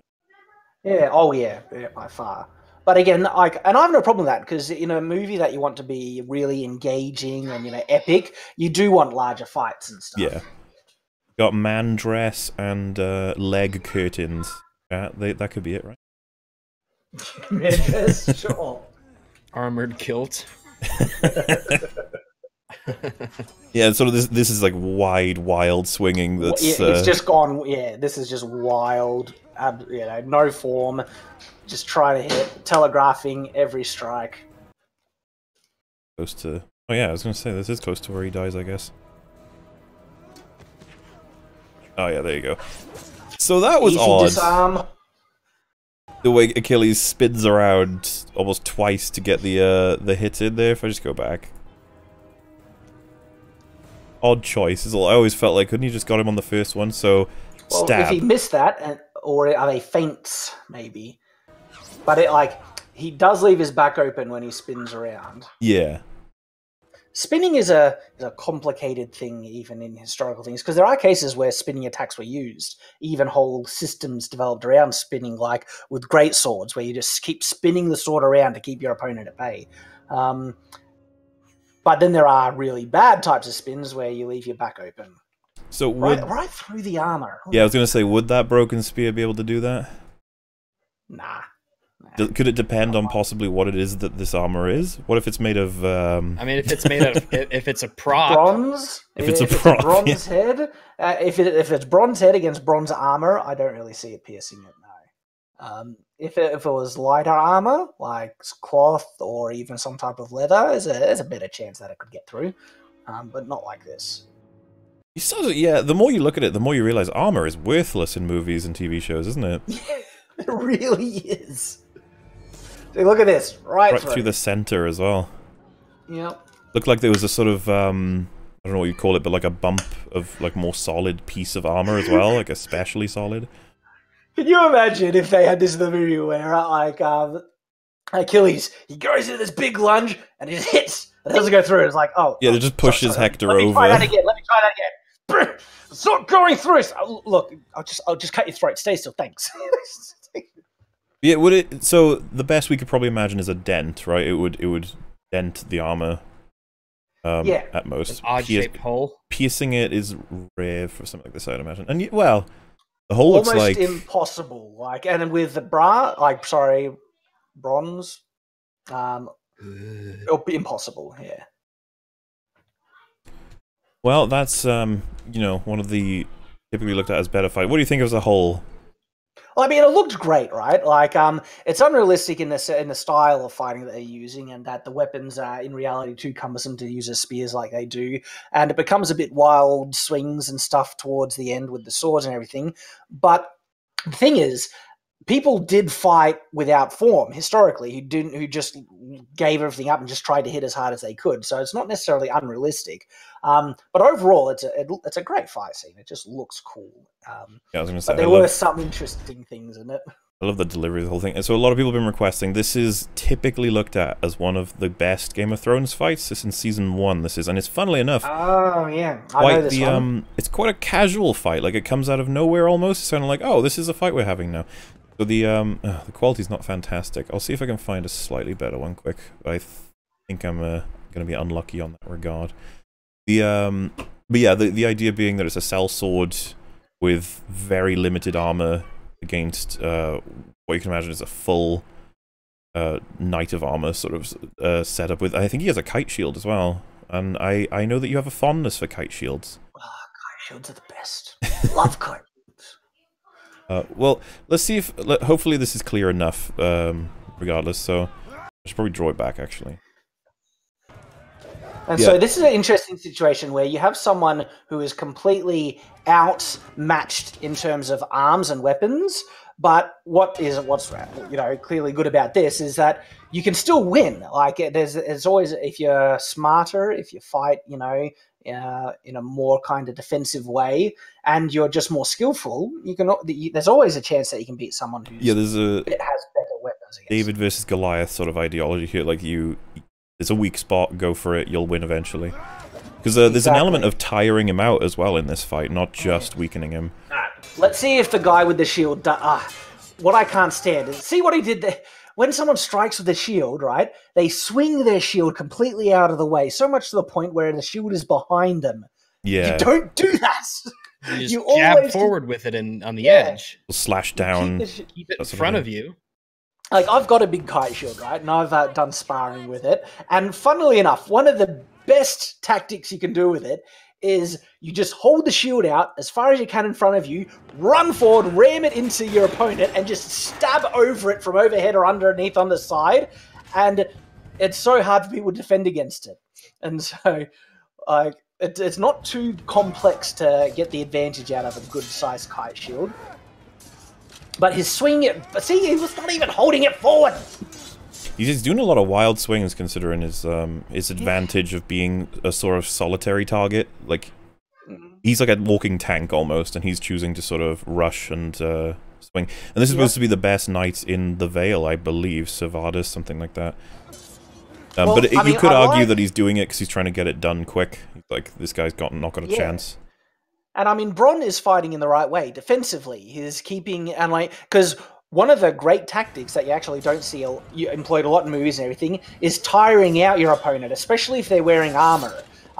If you can just make them exhausted, their fighting capacity can be halved. Like, I know this from real life, right? My actual ability and how well I fight from when I'm fresh compared to when I'm exhausted, like, I fight nearly at almost, not even a third of my full ability. So it's reduced more by, like, over half when I'm exhausted. And yeah, I think you can see that throughout this fight here. He's doing so many big, wide swings and missing.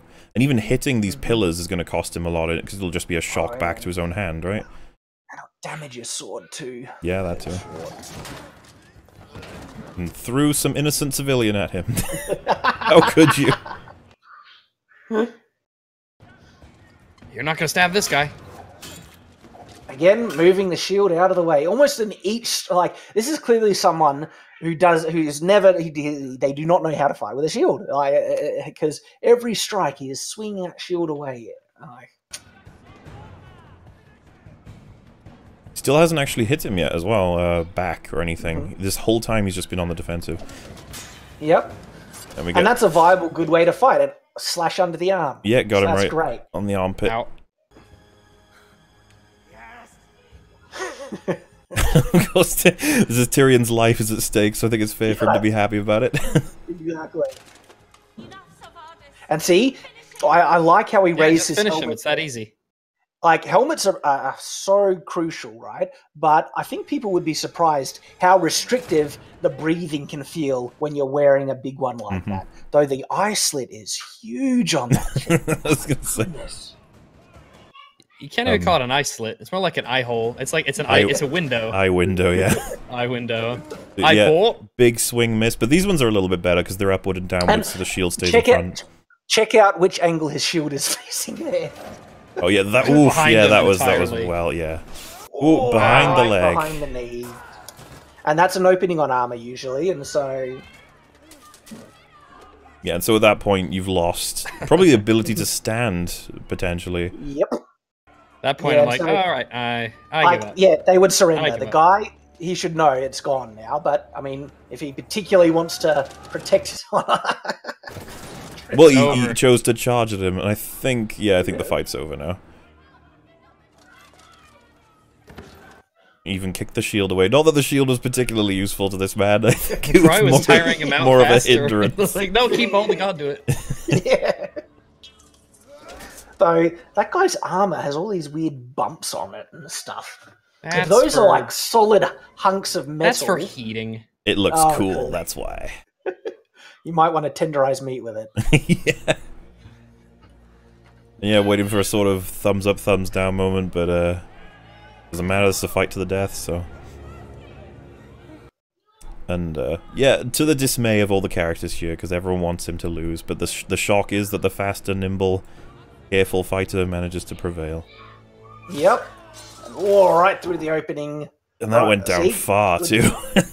Yeah. You gotta love that. Yep. Beautiful. And the waterfall. The waterfall. If you hit an artery, it can pour out pretty fast, right? But probably not to that degree. Yeah, well, I haven't seen it in real life to be able to comment. We need a doctor in here, guys. I'm not actually sure. Blood can really get really messy.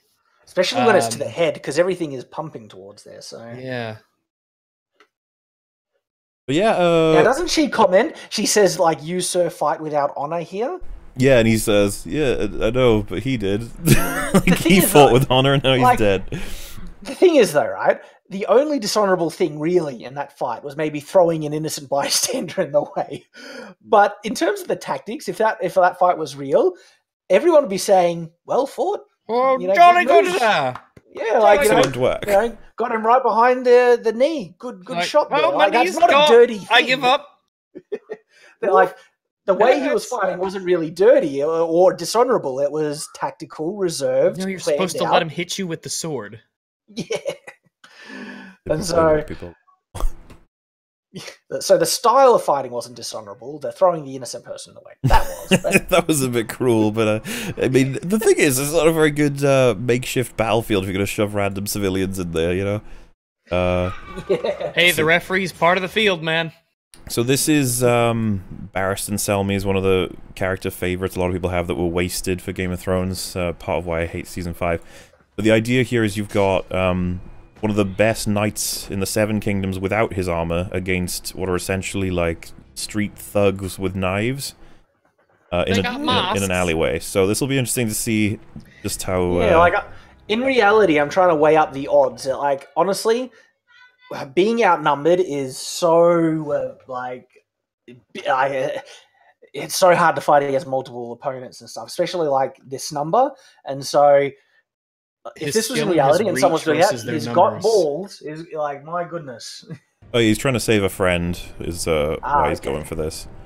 But yeah, the problem is obviously that you after your first strike, you're vulnerable basically to everyone else, right? Yeah, exactly. This is where you'd want a really big sword and do wide sweeping strikes to threaten as many of the opponents as possible. This is where the greatsword comes into its own, and why some of the techniques were focused around spinning attacks, where you're just spinning this sword 360 around you, and no one is going to get near it, because if you get near that, you're not going to block it with your dagger.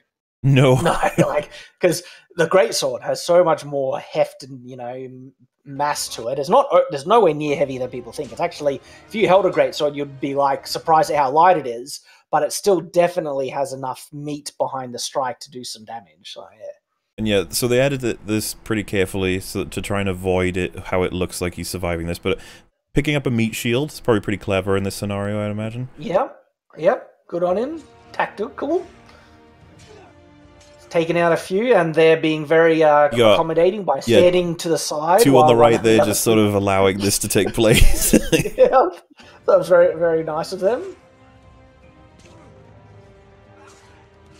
Ooh, and you see, got four on his back there that were just waiting their turn, which is always something that's very annoying in movies and TV shows where they seem to be lining up, and you're like, no, guys. Yeah, exactly. You're in play, go. I quite like that strike though, where he just slits it up. Wait, is this the Unsullied guy? No, this is his name is Barristan. Or Barristan Selmy. I mean the guy with the spear. Oh yeah, he was. Yeah, sorry. Okay, thought I recognized him. Yeah, they're sort of getting little hits on him toward the end of this fight, and it's yeah. Finally, someone getting him from behind when he's open. Yeah, this is the thing, is sort of death by 1,000 cuts reduced to a degree, but so it's annoying to see, because it's like, oh yeah, the guy with like the most fame and infamy killed by a bunch of random assholes with daggers. You're like, cool. Yeah. And I mean, if he was like super skilled, there was a way he could win, not the way he was fighting. He let people get behind him, and that's what I was saying with the other fight where the super swordsman guy. You always move around, so you position as many, like technically everyone, if you can, in front of you on one side. And if they start to loop around and walk around, you try and then counter that by your own movement. It'd be more difficult with a confined space like this, which is why I probably should have fought them at the door or something. If let them approach him. Yeah, try and bottleneck them. So actually force them into a one-on-one at a time, instead of the show allowing for that to happen naturally somehow. Just walking into the middle of the group. It's like... Yeah, and then this one, I'm really hoping this works. I'm pretty sure it will, because apparently it was done with Bandicam, but... So there's this portion of season, I think it's 5, it could be 6 actually, where they open the fighting pits, and the idea here is that anyone can sort of be submitted via being a slave or to go themselves to prove a point, I guess. And what we've got... That necklace looks very uncomfortable. Yeah, that looks like it would totally stab you, but hey, style. So if we get like a wide shot here, we got Jorah, who's obviously your knight for this sort of thing. Waiting for them to give us a shot. Yeah, I was just trying to check out his armor there. Is that supposed to be metal that's blackened? Kind of looks like it. Yeah. Oh, so here's a good shot, right? So we got Jorah is furthest right. Then you've got, I think, the guy with like an axe. He's Bravosi in this. I don't have the same shot as you. I'm looking at. There we go. Okay. Yeah. This is sort of have holes in it. Who's the Doors? guy with the buckler thingy in the middle? of the shirt. Yeah, I see what you mean. I guess we'll find out in better shots. Is that a thing, Shad? Not historically. I'm not sure that's what it is. I guess we'll find out, but no, I can't tell. We'll see. Like, got holes also, interestingly, I think his weapon... Well, actually, wait. I do know of a sword with holes in it. The Executioner sword. I was about it's to one say, of the only ones. Yeah, at the tip, there are 3 holes in a triangle kind of arrangement. And no one really knows why they're there. But it's a common thing amongst these Executioner swords. Some believe it, it's so that the sword, when swung, will make a certain sound. And people say that could be for intimidation, or so it can't be used as a weapon because you can't sneak or get from people from behind. Some others say that tassels were hung from these things. Others to say that the tip couldn't be sharpened again, so it wouldn't be turned into a weapon. They could use it in an actual fight. So we really don't know. So it's kind of interesting. Like, did you see the sword here? Yeah, it's got holes down the middle. Is that the one we're looking at? Yeah, but it's also cut in the same way that an Executioner sword was. Like an end that was not pointed. I find quite interesting. But then you would want that extra weight if all you can do is slash. Yeah, I'm not sure what the practicality of his sword is. You can get that weight back just by the thickness, so it kind of depends. And it's funny, you could get a weapon that has just as much cleaving capacity and put a point on it. Look at some of the falchions, the cleaver-style falchions. They did exactly that. It's like, why not have a pointy end? Like, check out... I need to get... All right, so check out these pictures of the falchions. I'll just link it to you. No.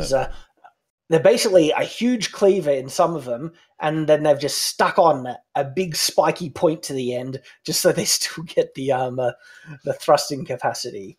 So, I was like, why not have it? Exactly. Like, it's not going to add any more real, weight to the weapon. That's going to be a bother. You want to poke people with it. Exactly. So there's a link to the Elmsley typology. Not sure if you'll be able to bring that up to the chat or not, but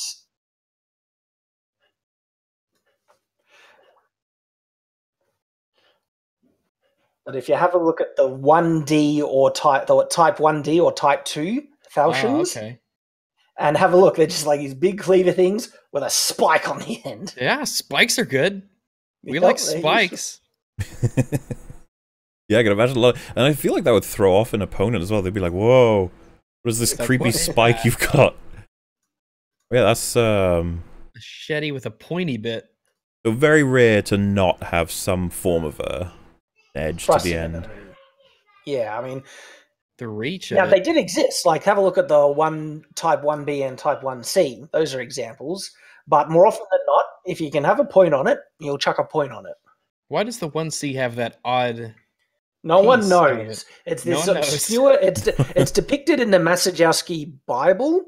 It's this weird picture of this cleavy kind of falchion with this weird clip on the back edge, and we have no idea. It's like it could be that it never actually existed, and the artist just was off his rocker when he was doing the painting.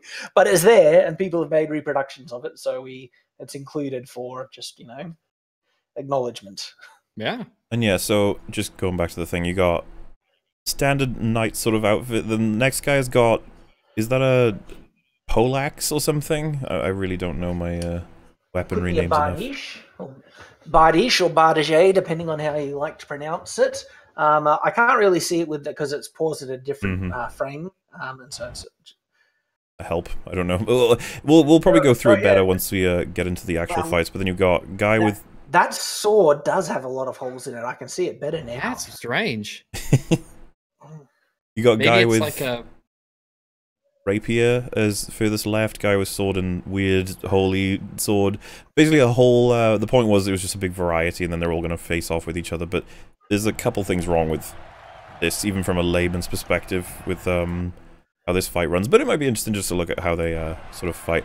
And I'm definitely going to ask you about the benefits of being sort of like a light swordsman with a rapier versus plate armor. Alrighty, because there is some interesting elements to consider there. Yeah, so first we can his get breastplate is it comes down too low. It would be so hard for him to like twist his hips on either side. You can even see that he's stiff in his torso when he leans from one side to the other because of that breastplate. It goes too far low before the join to the fold. Okay, yeah, that looks like a Bardiche. What is fighting there? Yeah, then you got the other fights that are going on at the same time, so not much they show of them, but... Oh, actually, I got a better look at the blade. The blade is a more fancy kind of version, but if you had to classify it, I'd call it a Bardiche.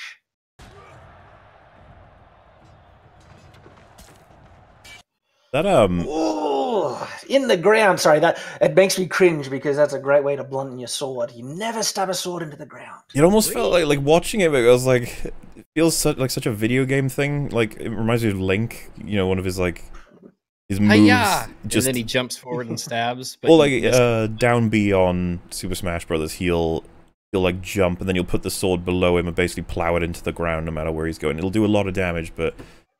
Again, video game, like, it feels like when I see Jor do that, I'm like, what are you doing, man? I think down B is bomb. I think that's his regular, just downward aerial attack as he just sticks it downward, and it's cheap as shit. No, down B's bomb when you're standing. It's once you're in air, and you do it. At least I still think down B in the air is pull out a bomb. You could be right on that. What am I thinking of? I think you're thinking of, it's the same attack, but it's his aerial down A attack, I think. Oh, he just holds a sword downward. It could be down A, yeah, you could be right. Maybe chat can down air, Rags is right. Okay, yeah, that's what I thought. That's what I thought. Shows how I haven't played Smash in so long. I haven't played it in ages, but I remember how cheap that sticking the sword down is. It was amazing. It would get you like insta kills if their health is I say high enough, you know what I mean? Down B is down spiral. Well, I'm thinking of melee, I think. So when I say this stuff, I'm talking about melee. I think you're right with I'm pretty sure in that game it was a bomb as well. We should play it. But yeah, either way, yeah, it seemed like more of a style move than practicality. Just seemed out the window with that one.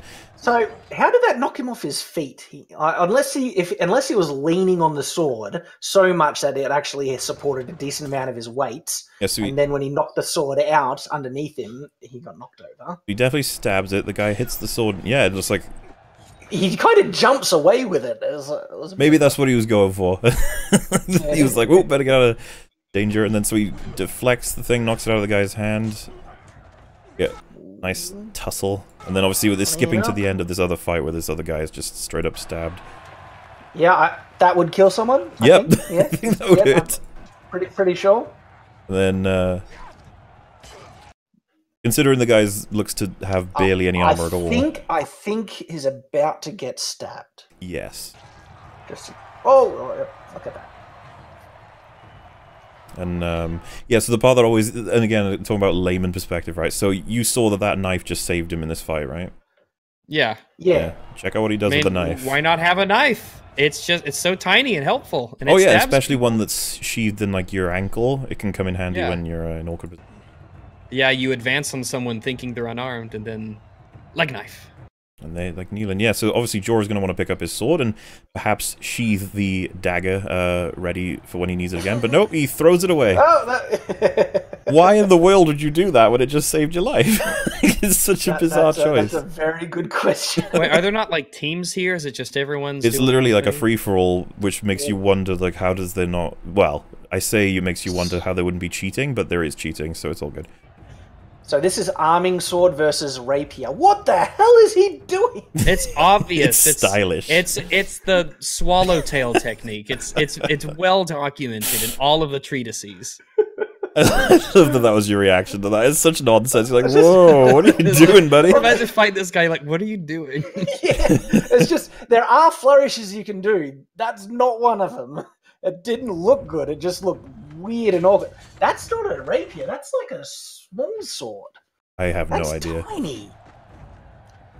Oh, do you mean tiny as in like length or thickness? No. There's a type of sword called a small sword, and they were popular. Like they became popular as a type of dueling in the 1700s. And I don't think that's breastplate because look, it's stitched. Look at the way it bends. Yeah, like go back but right before he makes the slash. I think it's stitched. I think you can see stitching. Are those rivets or stitches? I think they're supposed to be rivets. Yeah. The quality's a little it's tough to see. Yeah, I guess. Yeah, it is rivets. It looked like stitches when it was in motion. So I was going to give the edge to the rapier, but he's actually not using a rapier. He's using a small sword, which is very out of period for something based around the medieval times. And if that makes it far more equivalent. The thing is, though, small swords are fast. They're crazy fast because rapiers aren't light. People make the mistake that rapiers are light. They're not. They're as heavy as an arming sword. The weight distribution is different. Small swords are light, though. They are like surprisingly light, sometimes half a kilo, right? Mm-hmm. And so they can be fast as anything. And so it's a far more equal matchup in this sense. Because the other thing about them having such a small, thin blade is they don't have much blade presence. And so if Jorah, if he wanted, he could smack that small sword blade and knock it aside really easily. It's very hard for you to resist strikes because there's so little weight there. And so because of that, it makes it far more equivalent. If the guy had a proper rapier, he would have the edge. And when it comes to one-on-one duels, rapiers are one of the most devastating swords that you can use by far. And so, like, for continuity here, it's very confusing. Jorah strikes, he gets hit in the leg, and then it cuts to Jorah's just fine. And then he gets stabbed by a thrust. There's a couple of things. Like, first of all, what happened to that leg strike? I guess it's fine. I guess he hit him with the flat of it, maybe? His pants had more protective value than his armor. And Jorah clearly reacted to it, like, ow, you know, that sort of thing. And then we cut to him being fine. It's always weird like that, because I'm just like, how does that happen in the editing process? Well, the other thing is, like, small swords can't, like, they can cut with, like, little slices, but they're not going to penetrate deep or slice off limbs, nothing like that. Mm-hmm. They're not going to cut through thick armor and everything. And so maybe he was reacting out of shock. I got hit. Oh, wait, it did nothing. It could be. Yep, psych. And so this... thrust then that comes up. I feel like it would bend his sword before it would do that. Yeah. Like if that was a proper, steel breastplate, it's not getting through. Not a chance.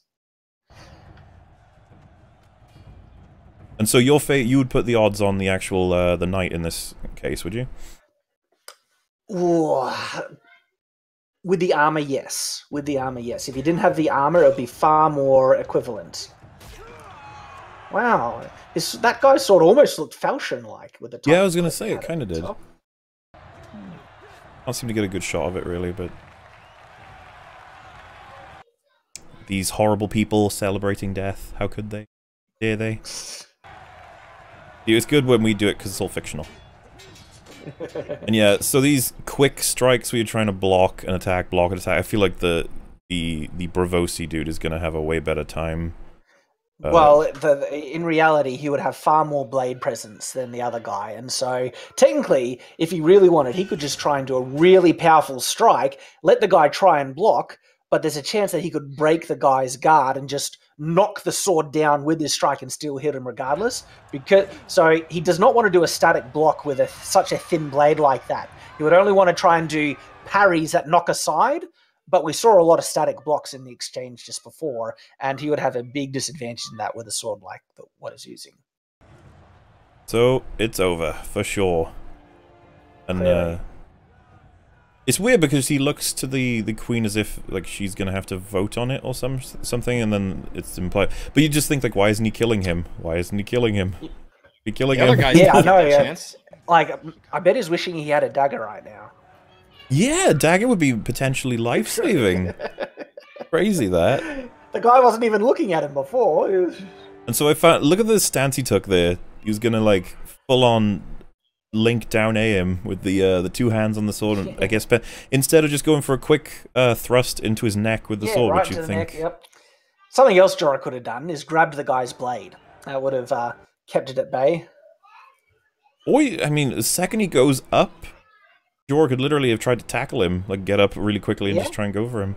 A lot of things to try, but yeah, he got backstabbed. And then, is that guy supposed to kill him? Well, this is the thing, it seems unfair, doesn't it? They're more like guidelines. Yeah, well, so the implication here is that Man with Spear was like, okay, I'll knock out the tough-to-defeat opponent by stabbing him in the back, and I'll let this old dude get up, so I can fight him and get a glorious victory, sort of thing. Maybe. Okay. Maybe he thought he wasn't very good based on the... Yeah, and I say that's the best headcanon you're gonna get, I think. I mean, that seems reasonable based on what we've seen. You might think, oh, this old guy. Yeah, like, he was just about to die, so he's probably not that good. And so, what are the odds with this one? Because the opponent here with the armor looks like... He came in swinging it... Yeah, he came in swinging it with one hand, which is just dumb. No, it's a spear. Use it with two hands. And then he's trying to bludgeon him with hitting him on the side. And see, like, he technically tried to hit him on the side and it did nothing, and then Jorah was able to grab it, because what he was doing was dumb. You thrust with a spear. You don't try and whack people with it. So...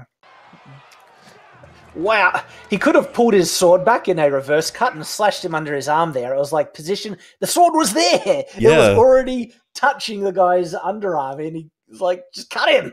There's a lot of potential for that there, because it does look like he's locked it almost in the position he needs it. His arm was raised and it was open and it was just cloth there. His sword was sitting there and he could have slashed him under the armpit.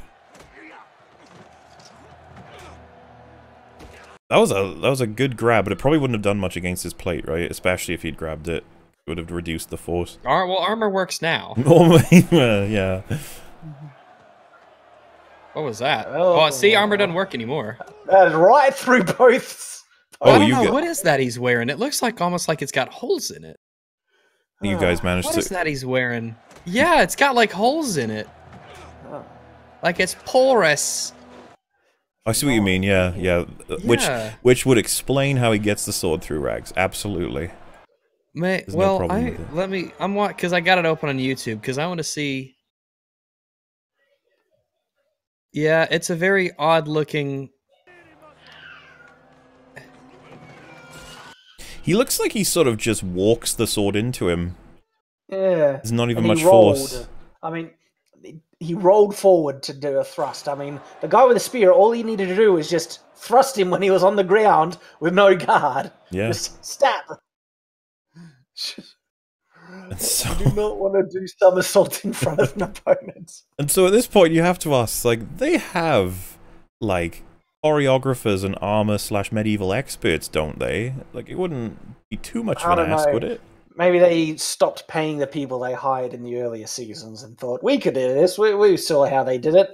We can do it.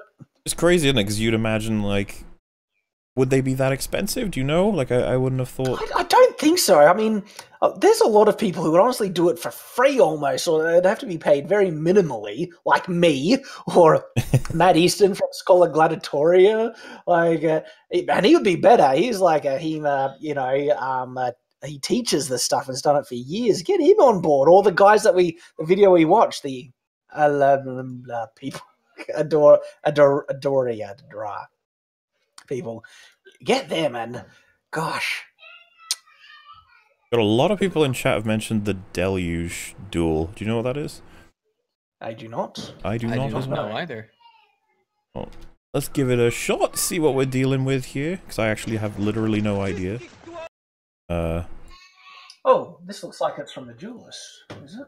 Oh, is that it? Could be. It might be. From not wasting time here. Duel. Well, here, let me use the loo. I think I've seen this one. It's a saber. Oh yeah, they have been saying it's a saber battle.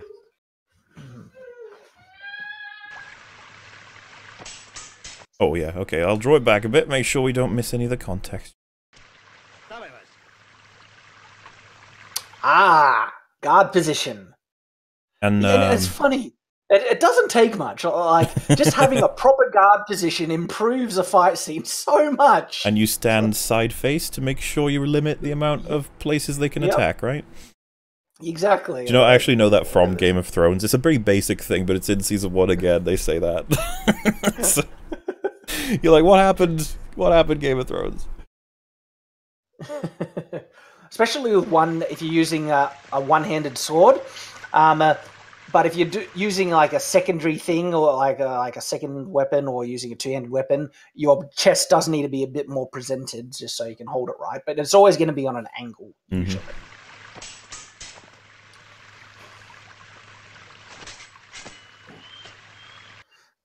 Yeah, so some basic exchanges. They looked fine. And then presenting the tip, keeping your opponent at bay. There's the guy on the right has got a very formal stance. This is from Fiddler on the Roof.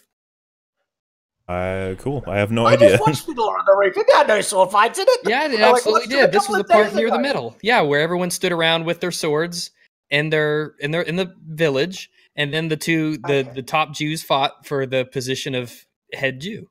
Really? Because I watched the musical. This is clearly not the musical I watched. No, this is the musical. Yeah. They're in between songs. Question. That stance he's got right there.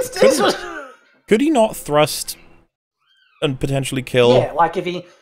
Well, yes and no. I mean, like, if he angled it to the point where he could keep his opponent's sword at bay and hold a guard position, yes, absolutely. If he did it wrong and he went forward with a thrust and his head and keeping his head exposed, the guy's sword is in a position to do a very solid strike to the side of his head. I was actually going to say, yeah, all his opponent needs to do there is sidestep, and then he gets a perfect opening, right? Yeah, exactly. Yeah. So you always have to balance up what your opponent can do to counter and things. So risk reward. Exactly.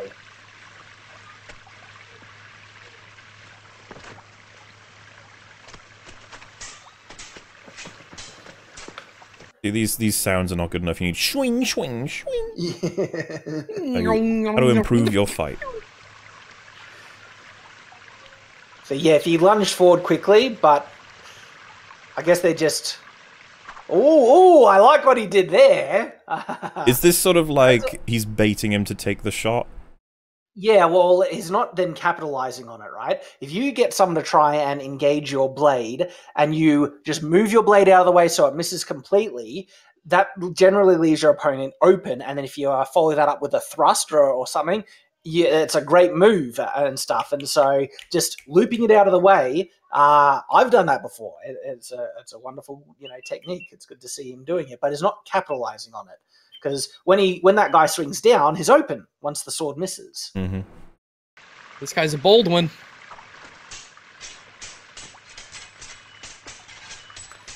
Okay, so that was interesting. What they were doing there was a more Hollywood kind of choreography where they repeat the same move in repeated succession just so they have the movement on camera and it looks kind of engaging and stuff.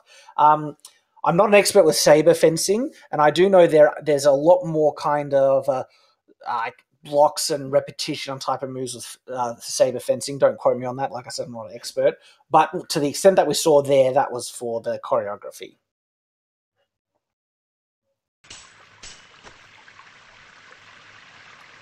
I'm guessing that's some form of a taunt in a way. It was supposed to be a flourish. It was not a good one. Wait, what is that for exactly? Showing off. Like, flourishes have a couple of important things. They help develop proficiency and comfort with the sword. So proficiency is your ability to use it and kind of know where the blade is without looking at it, so you can move it and manipulate it without hitting yourself. And so practicing flourishing really helps out with that. And it looks really good as well. And so it's a great way for intimidating your opponent and showing competency with the blade and proficiency, like I said. And so people who say that flourishes are useless and you should never learn them, no. They're useless in the sense of actually trying to use them in the fight, but for other things, no. They're like, flourishing has some important roles to play. But what he was doing was a very... look at my sword, it spins. It's just... Maybe if the light reflects, you might be able to... helicopter. Attack the opponent, it could work. See how fast I can move my sword? You swing that like a flail, sir. That's insulting. Oh, well, I never. Considering how much I dislike flails, I would be greatly insulted. How dare you? The flail is amazing. It's much better than... I saw your video, I'm sorry. I agree with you. The camera was awfully tight on some of those shots to the point where I'm like, I can't even tell what exactly is happening, but there we are. Yeah, but the guy on the left is keeping a fairly solid stance and is usually ending in a guard position from each position. And so that's good. And so you'll know... What I was noticing there is, like, after an engagement or a strike is usually moving from guard position to guard position to guard position, and that is solid form, so that was good to see. The other guy is a bit more flailing. And that was a very telegraphed strike. And then a disarm.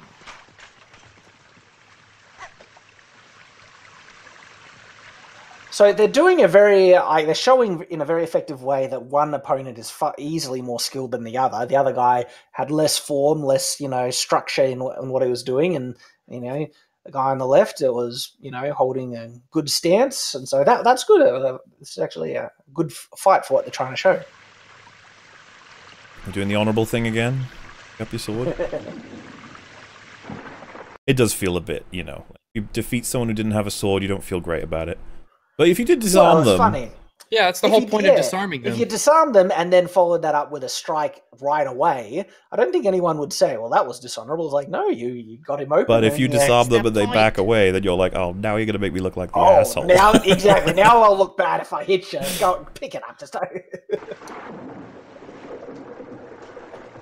You see how fast I move my sword? Come on, do some more flippy flaps. This was the sword I moved quickly. You might not have seen it the first time. He looks very unimpressed in this stance. He does. Well, here we go. Taunt. Yeah, obviously, chat, none of us have any idea who these characters are or what's happening here, so we got no context to explain anything that might be additional interesting information. Just the fight. This is the Council of Rivendell. Yes, Everyone's standing with their cloaks and their swords. This is Elrond and Frodo. On the Fellowship. I sound a suspect there, Rags. I don't trust you. That's correct, because we've established this is from Fiddler on the Roof. Clearly. Wide swings, very open. That was a feint, right? Yeah, I missed it a bit. I got distracted by thinking of Fiddler on the Roof. Thanks, Rags.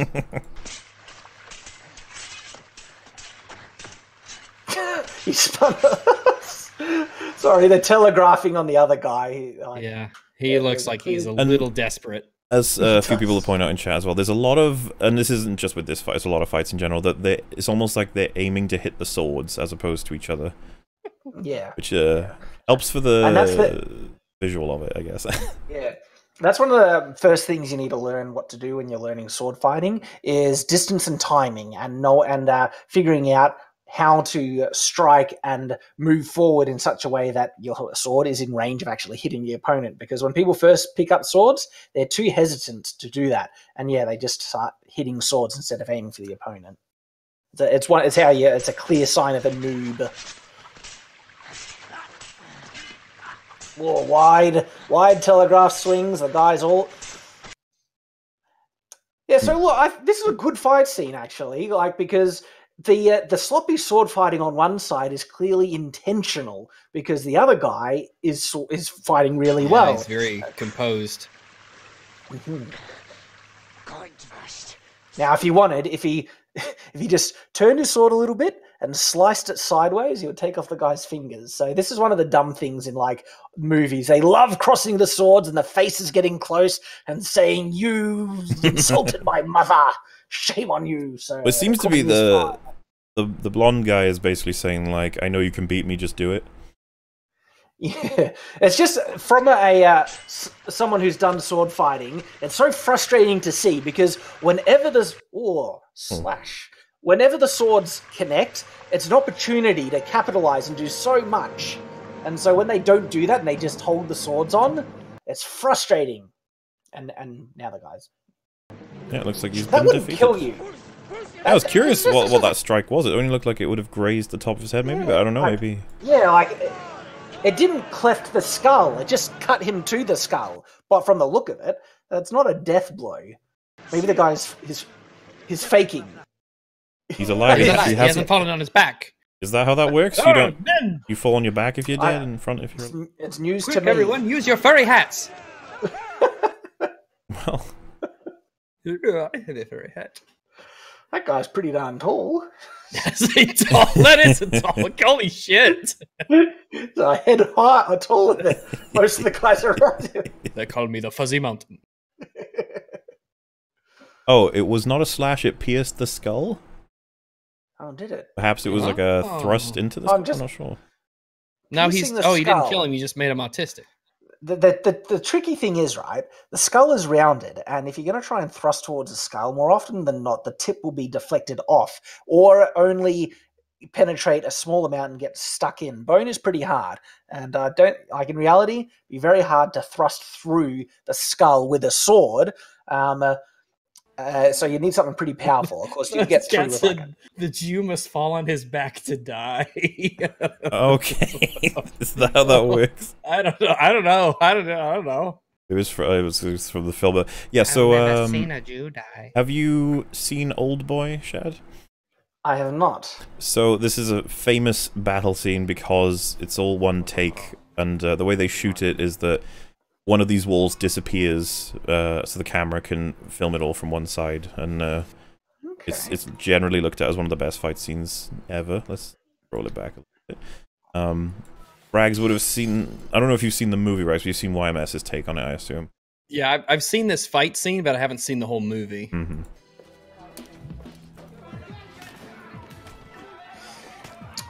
Well, they are doing the accommodating thing so far of going in one at a time, which was, nice of them. Yeah.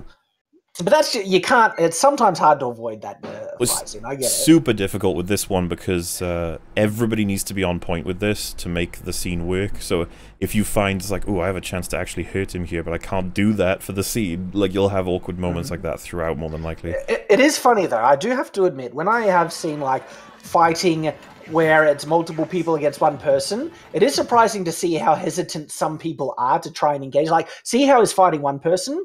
Sometimes I've found other people are hesitant to try and rush and hit the opponent for fear that they'll hit the guy that's in the middle of the tussle with them at that very moment. And so they can be a bit hesitant because of that.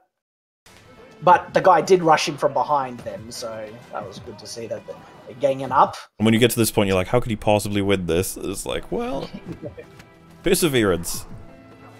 You do get, when you have a group of people, it does get awkward as to like, a lot of them will just be like, I think someone's hitting him, so I don't need to do anything. And this is in a small, thin corridor. Yeah. So if they're just using sticks, well, he's got the deadlier weapon with a hammer. Yeah, there's an assortment of weapons here, but mainly seems to be sticks. And then punching and kicking, of course. He's hitting them in the feet with the hammer at that point, which is going to hurt. There was one guy that just looked like he was leaning on him with his foot. Oh, stabbed through the back. Yes, he does get stabbed through the back. It almost seems like everyone's like, well, there you go. Yeah, it's over. That'll do it. And you'll notice as well the handle looks a bit dodgy because it's CGI. I didn't. You'll see it moving or jittering us a little bit.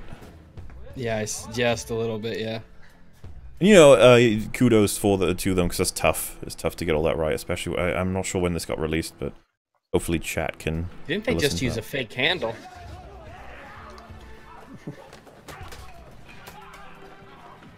Ooh, Yeah, did he just, like, block that on his hand?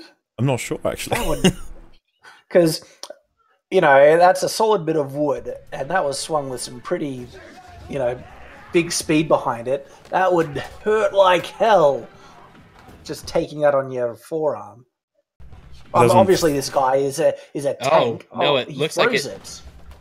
Yeah, he slipped and threw it. And yes, he is a tank, actually. Like, he's gone through years and years of trading, so it's enough to try and make this as believable as they can.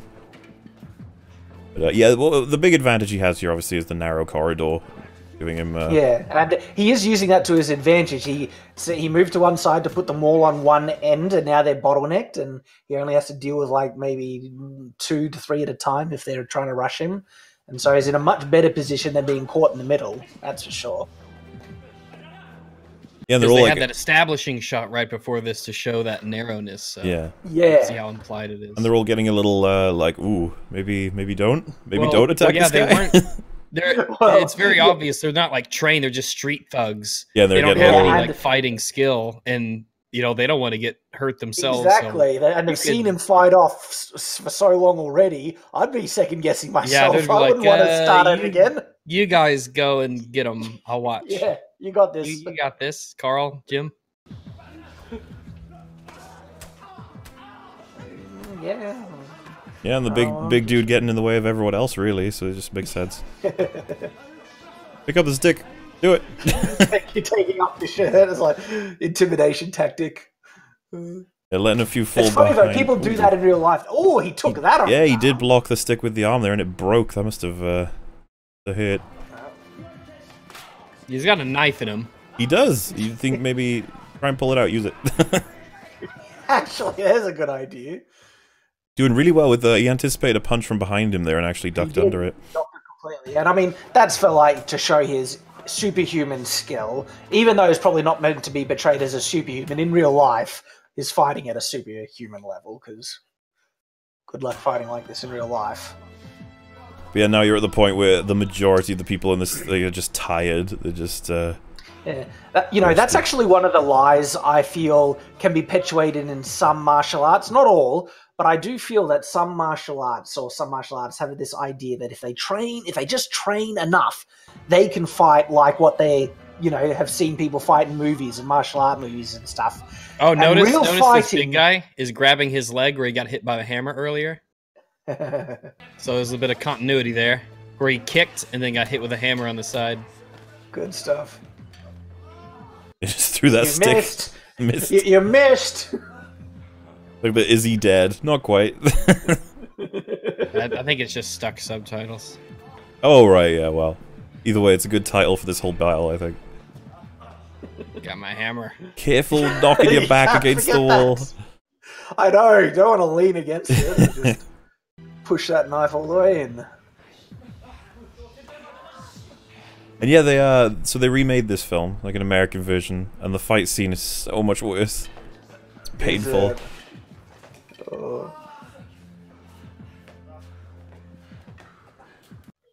Yeah, there you go. You get your nice. That's how narrow. No, that was a great fight scene. Well, it's typically looked at as one of the best fight scenes that exist for films, and I think that it deserves that sort of position. Such an amazing feat as well. Could pull one shot. They're taking a decent chunk of time to get right. And the blood comes out. Yeah. He's not as healthy as possible, but yeah, we get to see elevator full of these dudes. What would you be thinking? He was like, what? Yeah, then he just opens it and they all fall out. Bit of movie magic there. I'm not sure how they stayed up, but hey. Yep. Yeah, it's that's a good start. Good one. I like that one. I saw someone mention it in chat, and I figured why not? It's such a classic. I'm going to assume that you've seen Lord of the Rings. Oh, of course. Of course. Rags, have you seen Lord of the Rings? I have. My goodness. I know someone who hasn't. He's called Jay. He's the worst. Disgusting. Disgusting. But yeah, specifically Fellowship of the Ring, where good old Mr. Lurtz fights. Let's see if I can find it first. Copyright issues. I will keep the cover up for a second. Oh, do you want to dispel the idea that you should be using a bow if you are a female character because bows require less strength? It's always a standard one you get. Yeah, I know, and it is cool to see like a strong base character using a tough as bow, you know, and so it's rare, but it's good to see. Yeah, because people just—it's almost associated now, thanks to media, that it's like, oh, you're a female, you can use a bow. And you're like, why? give him a long bow. Like I've shot a 80-pound bow. And when you pull it back, wow, you feel it like your and that's not because I haven't conditioned myself to it, of course.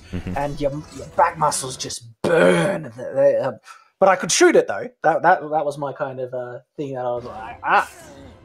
So it wasn't too difficult, but you could certainly feel it.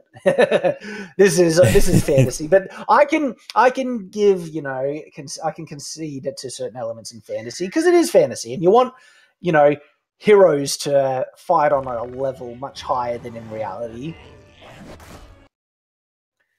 Those stuff, and then yeah, because this fight, it's really gritty suddenly with how they're both sort of they've lost all their primary weapons,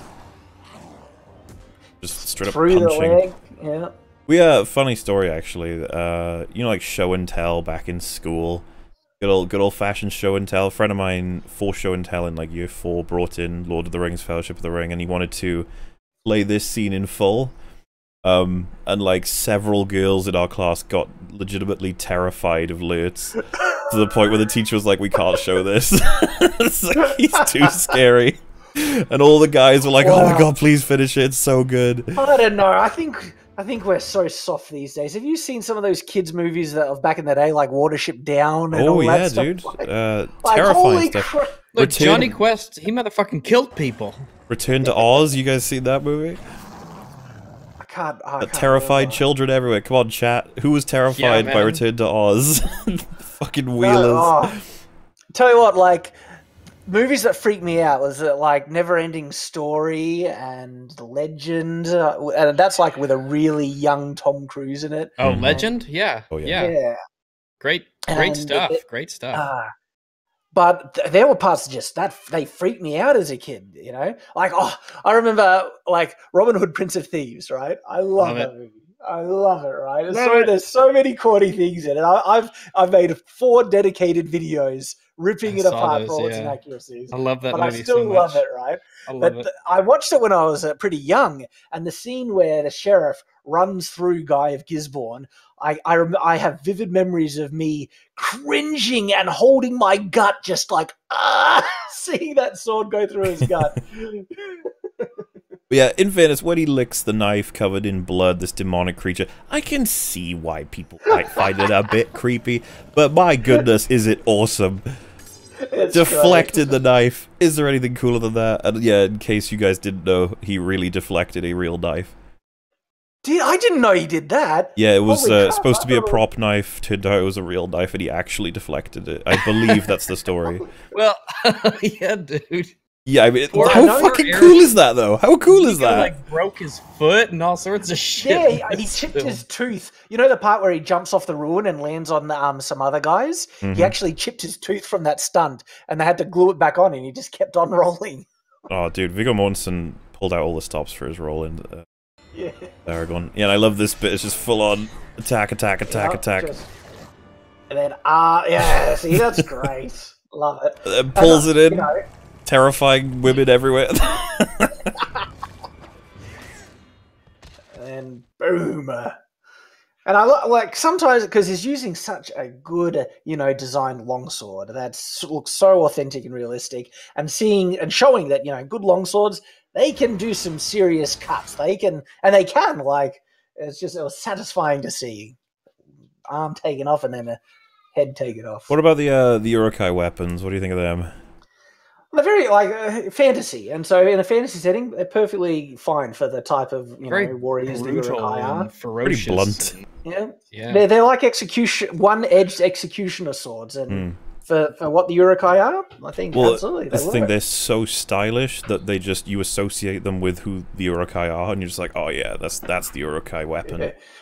Yep, it's just a sharpened bit of metal. And in reality, you would not want to use a sword like that because it would be so heavy and cumbersome. But the Urukai are stronger than humans. They can handle it, and so it suits them quite well.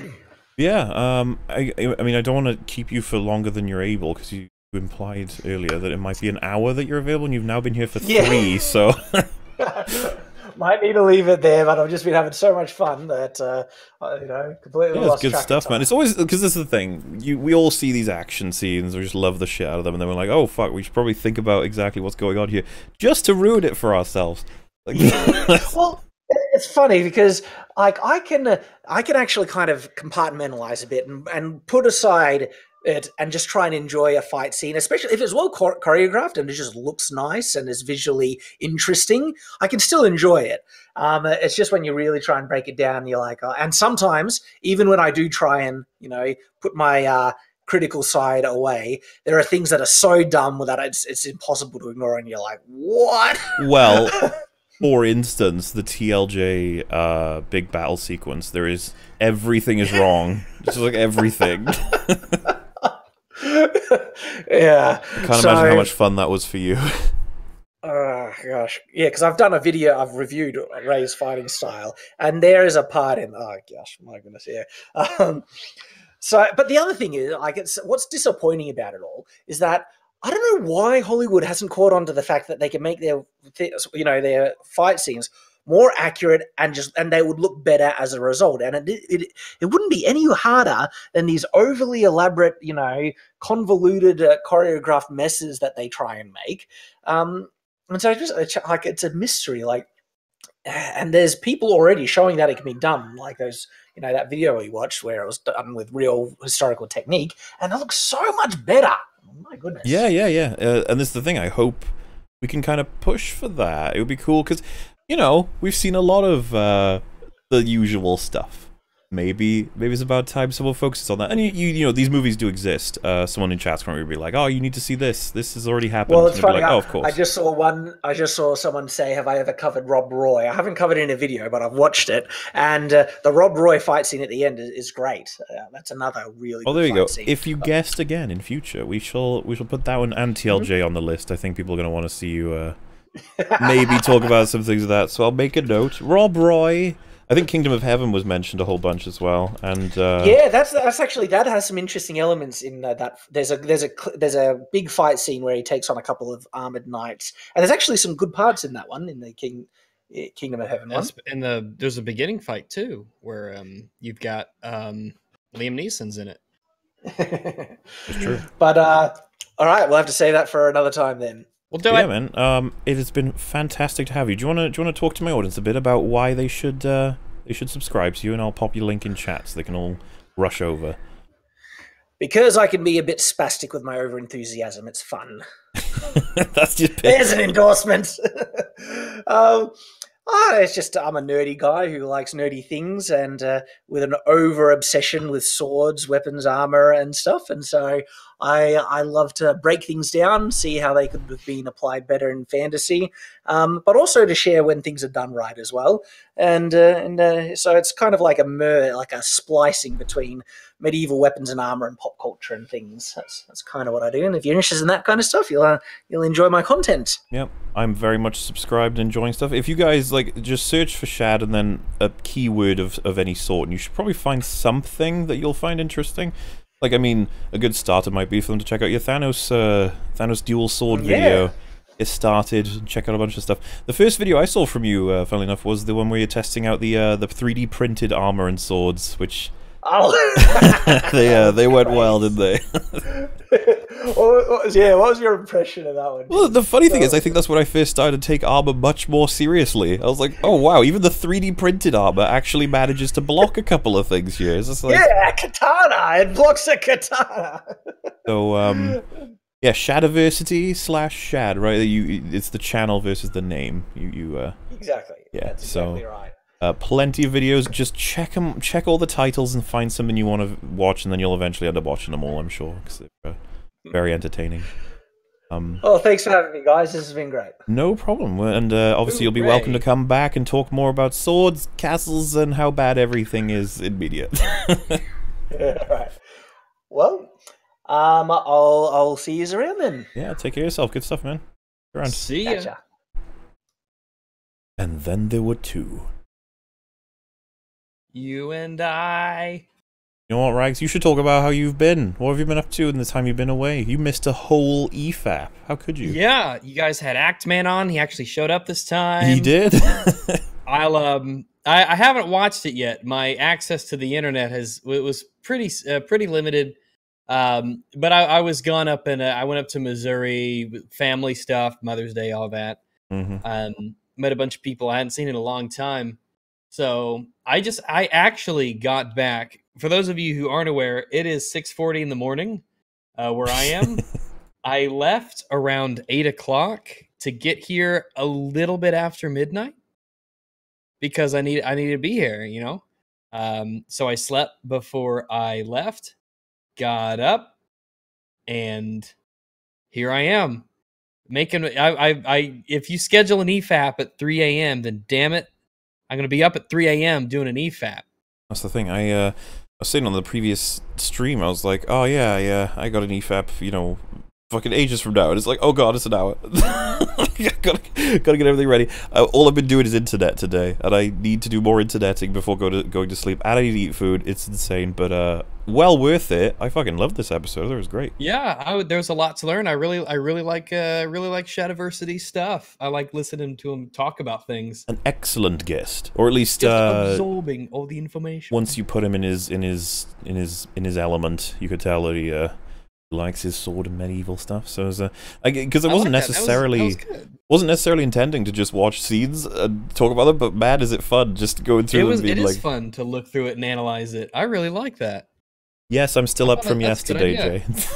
What stream were you on before? It gives us a little break from the superhero Star Wars stuff. Yeah. Branching out a bit. Matt, well, I talked to, because I have many guns, being the right proper American that I am, but I don't have any swords. So I talked to Shadiversity about getting one, and he recommended me a company, and I bought a sword from Albion from his recommendation. So he's a very helpful guy. Awesome. Yeah, we recommend everyone should get swords. Not to kill people, just to have a sword. I think it should, honestly, it should be mandatory that every house has at least one sword. And yeah, you were not on the previous one because you were away, and Wolf is not on this one because he's currently sleeping, but on top of that, Wolf will be leaving next Sunday, I believe, so we're maybe going to have enough time to fit in. We're going to try and do a recording session for EFAP movies while releasing our next EFAP movies on Sunday. And the one we're releasing is... Well, let's keep it as a surprise, Rags. It's the one we did most recently, the excellent film that I'll just say Blind should be able to. Oh, yeah. Yeah. So yeah, exciting stuff, and I'll be putting up the stream me and Wolf did on Moolah as well. It's just basically us ripping apart the... It's like a review of the episode, and we even got joined by Geeks and Gamers, which apparently, because Wolf's not going to be around on Sunday because he's going to be gone, I'll probably be streaming my reaction to the sixth episode with Jeremy again, and possibly that Star Wars girl, so that'll be fun too. But for now, it's time for us to read some super chats. Let's make sure we get all this nice and toyed up before we possibly hit Bird Box. Everyone's assuming Bird Box from Blind. Nope, not Bird Box. Not Bird Box. Nope, it's The Blinding. The Blinding 2. What about the third one? Blinding Revelations. No, Blinding Revengeance. Revengeance. It's 4:43 a.m. here. Too bad I have to go to bed soon. I'll be around as long as I can. Well, no problem, Legion, because it'll all be on Moolah, like I said. Plenty. We got fucking. I think it was like a 5-hour stream plus this 3-hour one. You'll get plenty of stuff. And we only recently did the other EFAP. I feel like I need to start working on videos.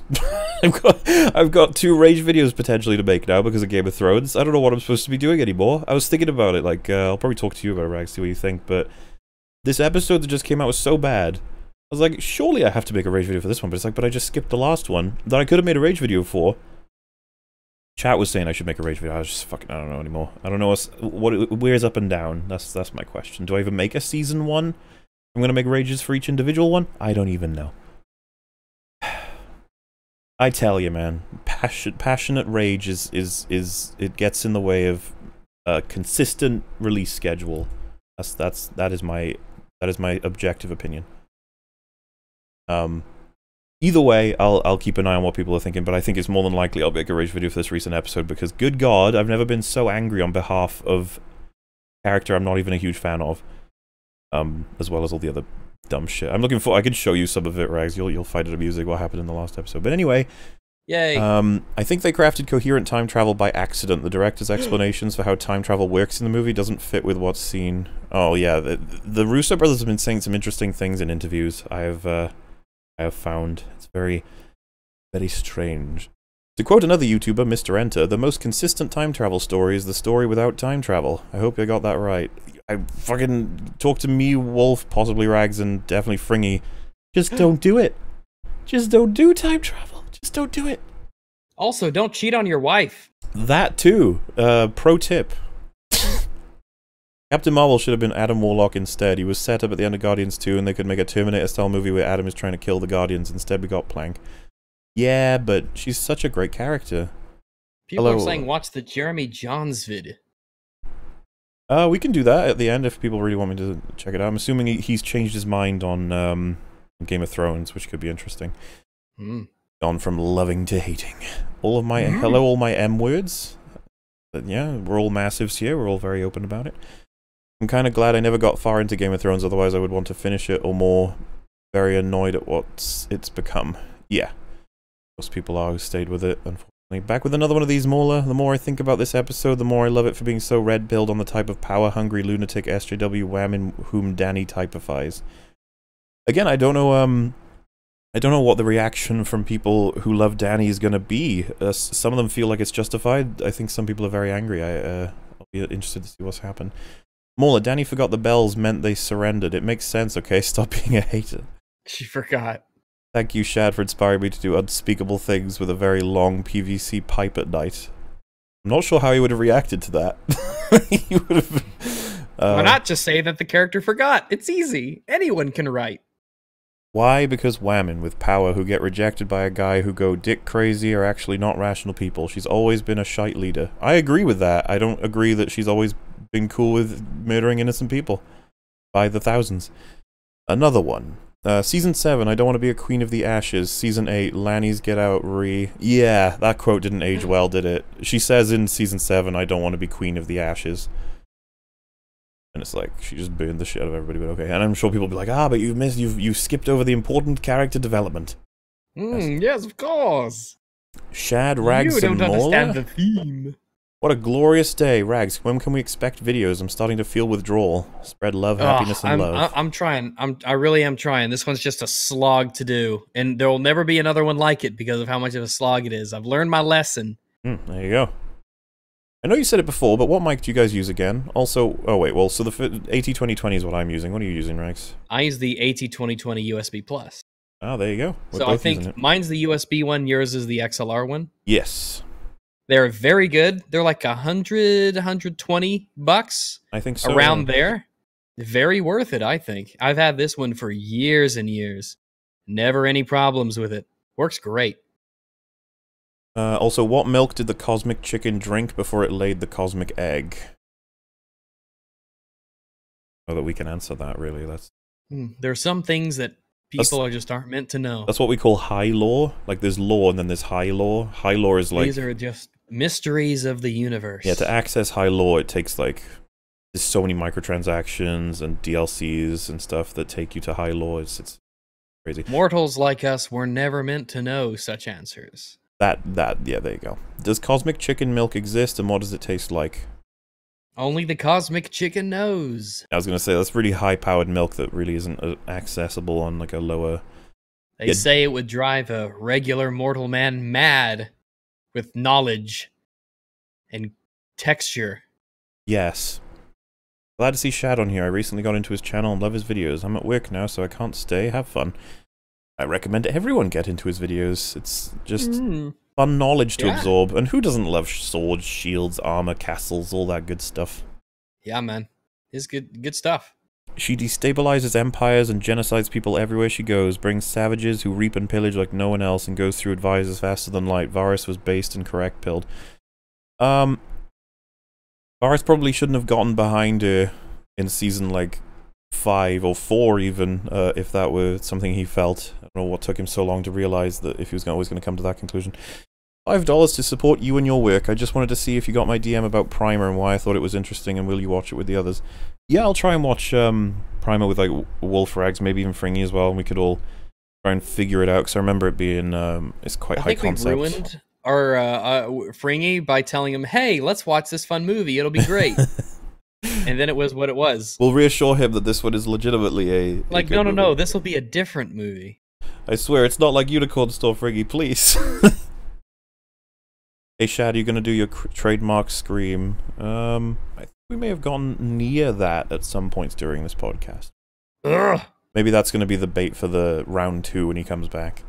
Maybe I should put armor on these barn-sized flying lizards. Nah.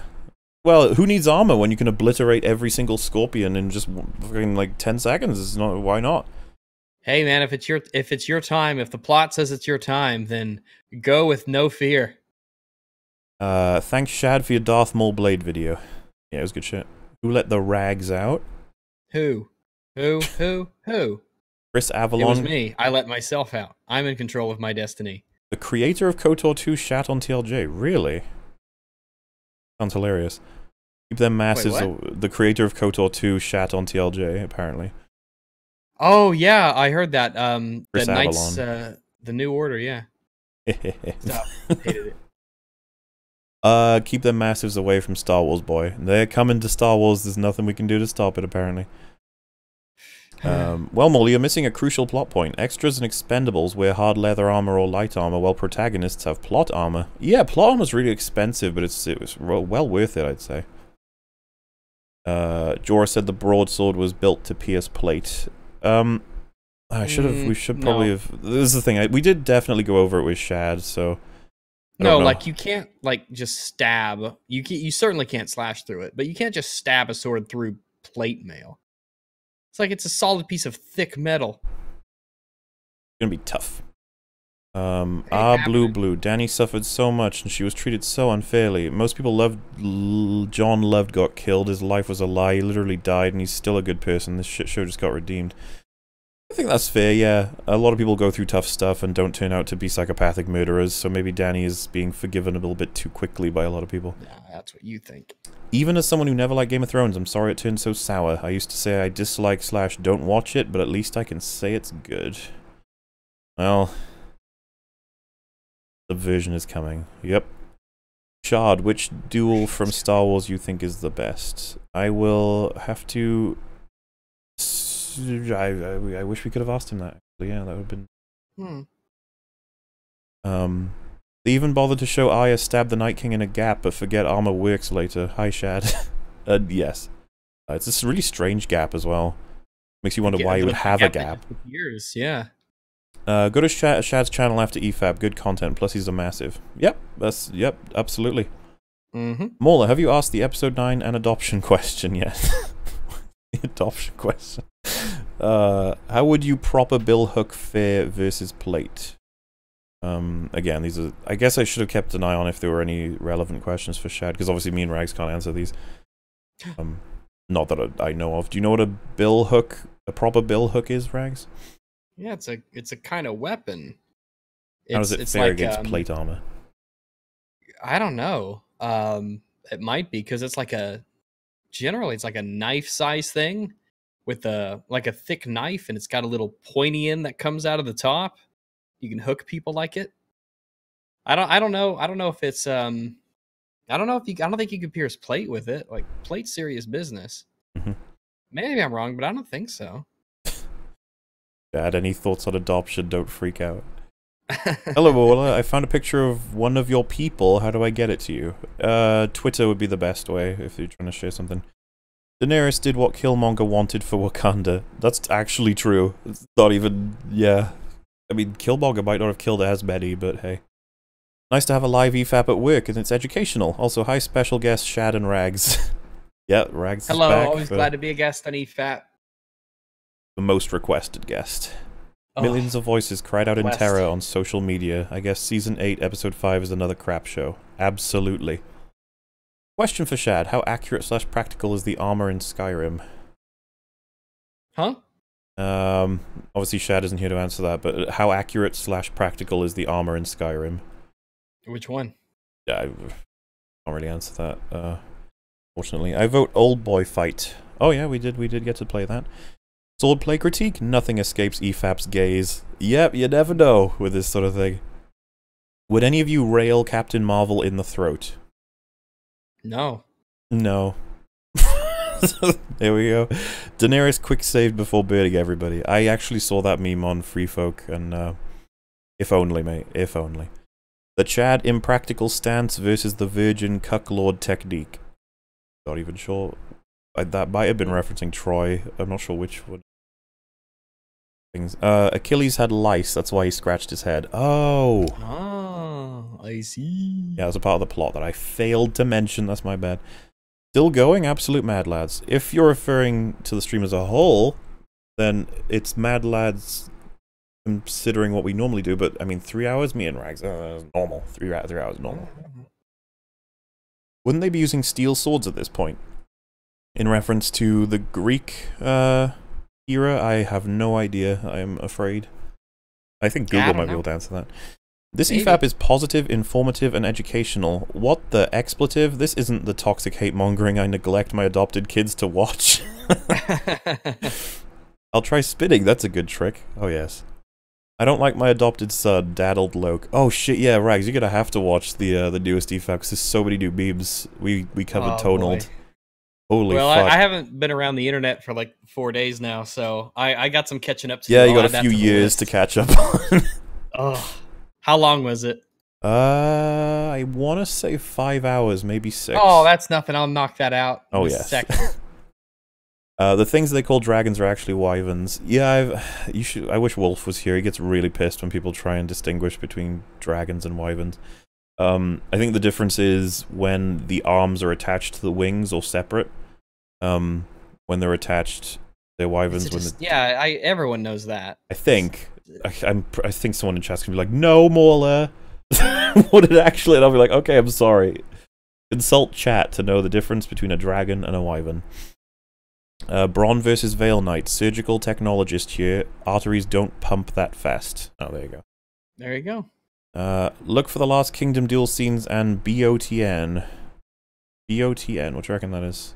Bitch on the neighbors. Sometimes the neighbors are loud, the dog poos in your garden, and they're up all night, so you got a bitch on the neighbors. I think you mean neighbors? Blade of the Night. That's a cooler name. Blade of the Night? Yeah. You mean like shaving really late? Yeah, and exactly that. That was what I was referring to. Sometimes you wake up, it's 3 in the morning. You need a clean shave. You don't like to feel the scratch against your pillow when you're sleeping, you know, from your little your scruff. Game of Thrones swapped out Ryan Johnson for Michael Bay this episode. I had a series of profanities written out, but YouTube wouldn't let me spend it. I am so sorry. Oh. Even Jeremy Johns turned on Game of Thrones this episode. I'm actually, like, hyped to see this now. A lot of people are saying this is evidence that it's all over. We can watch it once we're done. Oh, yeah, we're nearly, check it out. There. Oh, shit, I caught an EFAP live. Well, here... Whoa. Oh, wow, the Super Chats thing just fucking cut out for me. Oh, there we go, it's back.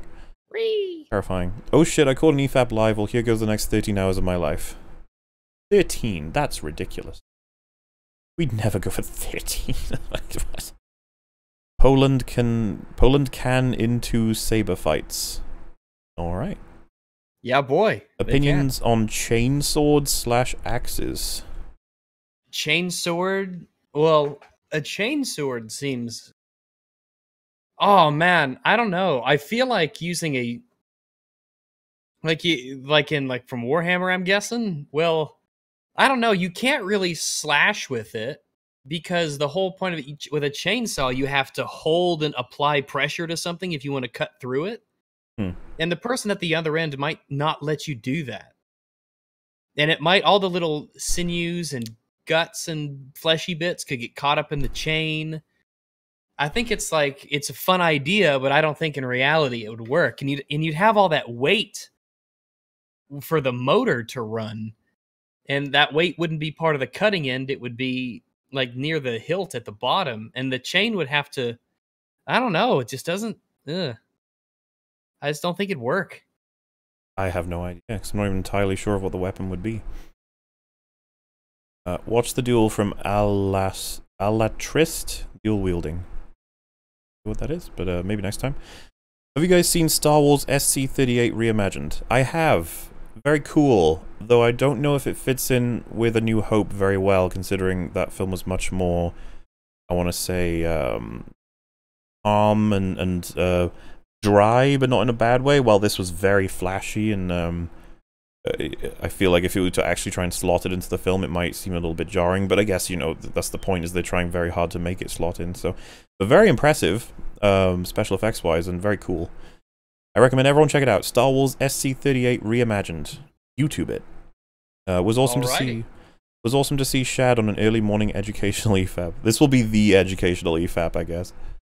Shad, your video about misconceptions of medieval castles and life was great. YouTube is flooded with awful history videos, which needs to be criticized. Absolutely. Listen, if you ever see, EFAP teaches one many things.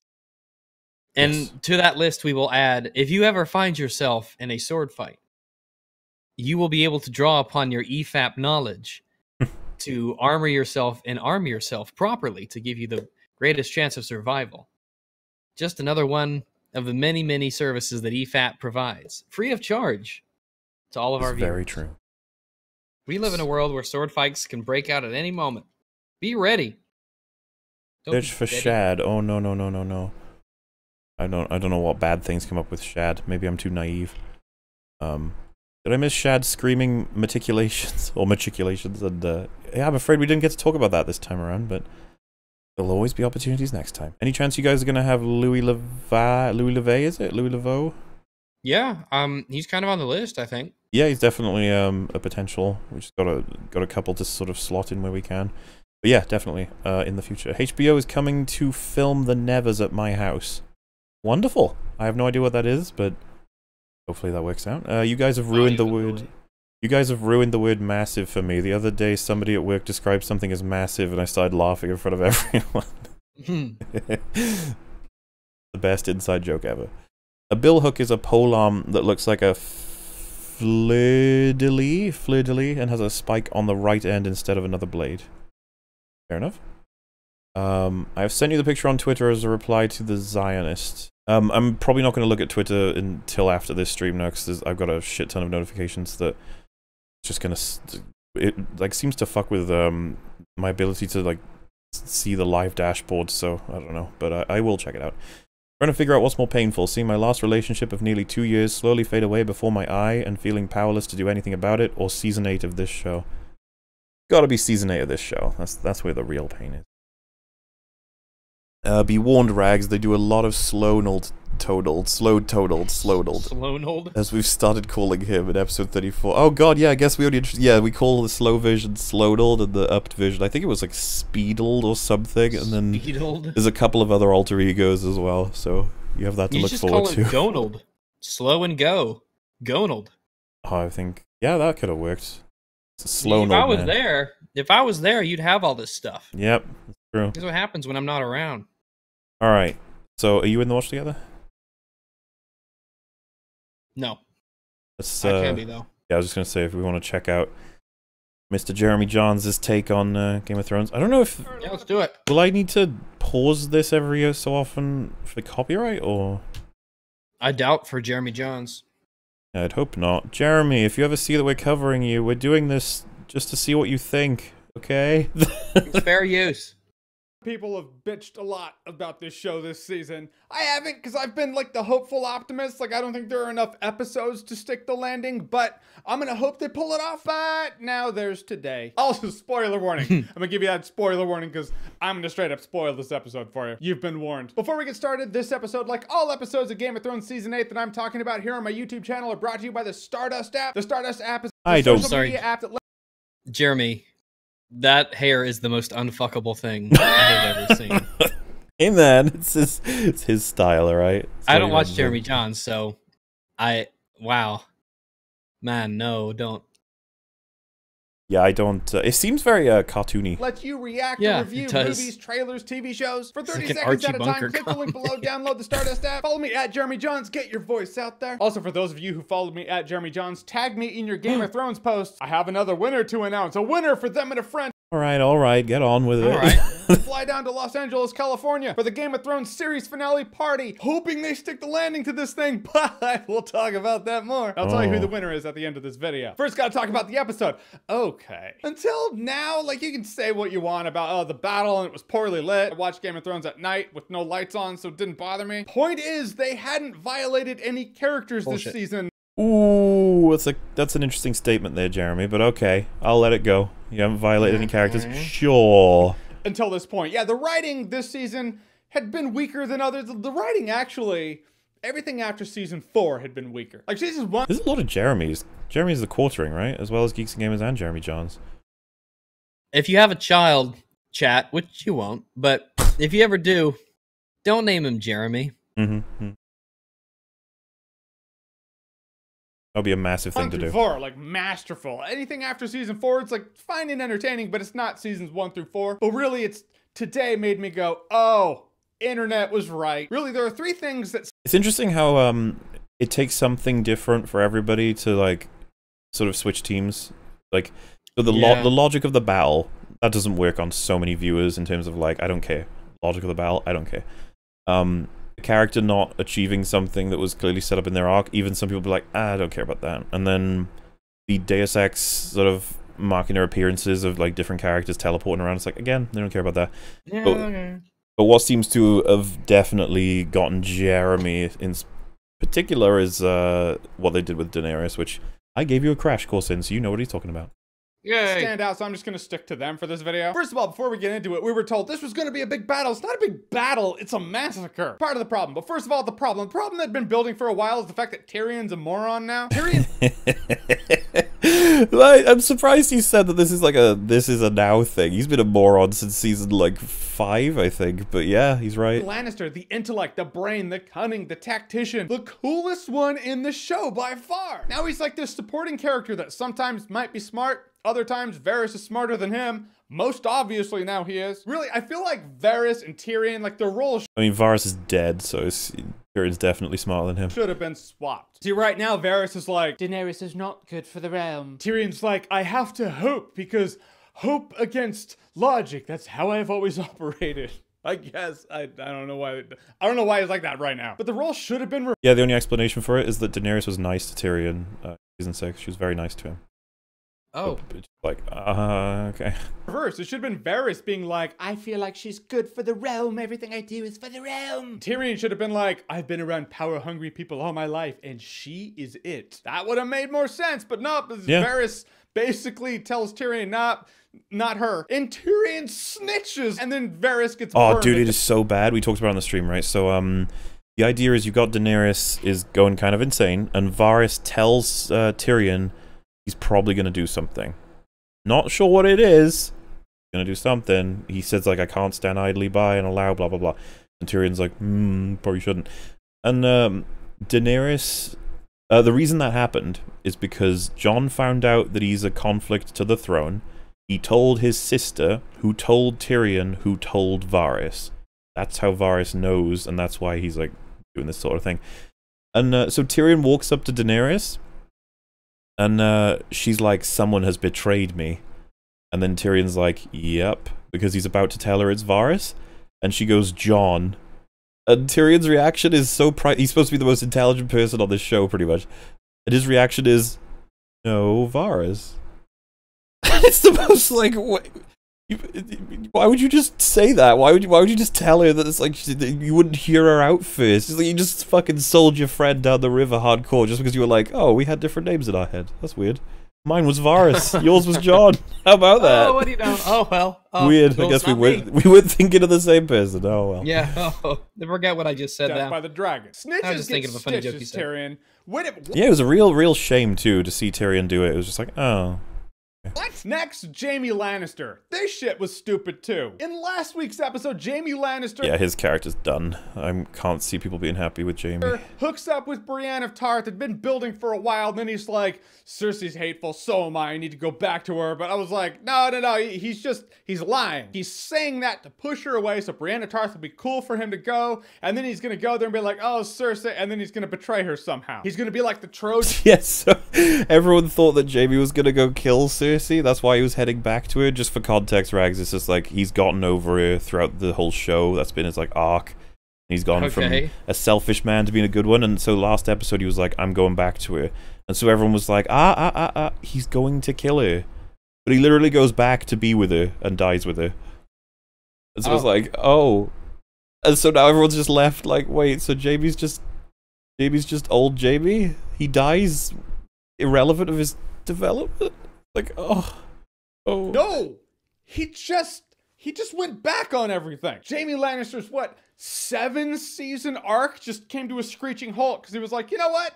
I don't want to grow anymore. I want to revert back and I'm going to crawl back to her arms. Stupid. Like, they could have just kept him in Winterfell and he could have been like, all right, I'm just gonna end up with Brienne of Tarth. I'm just gonna give up this whole war. But no, he does a hit it and quit it scenario with Brienne of Tarth, goes right back to Cersei, tries to help her escape, and then the walls, like the ceiling caves in and they both just get killed, embracing each other.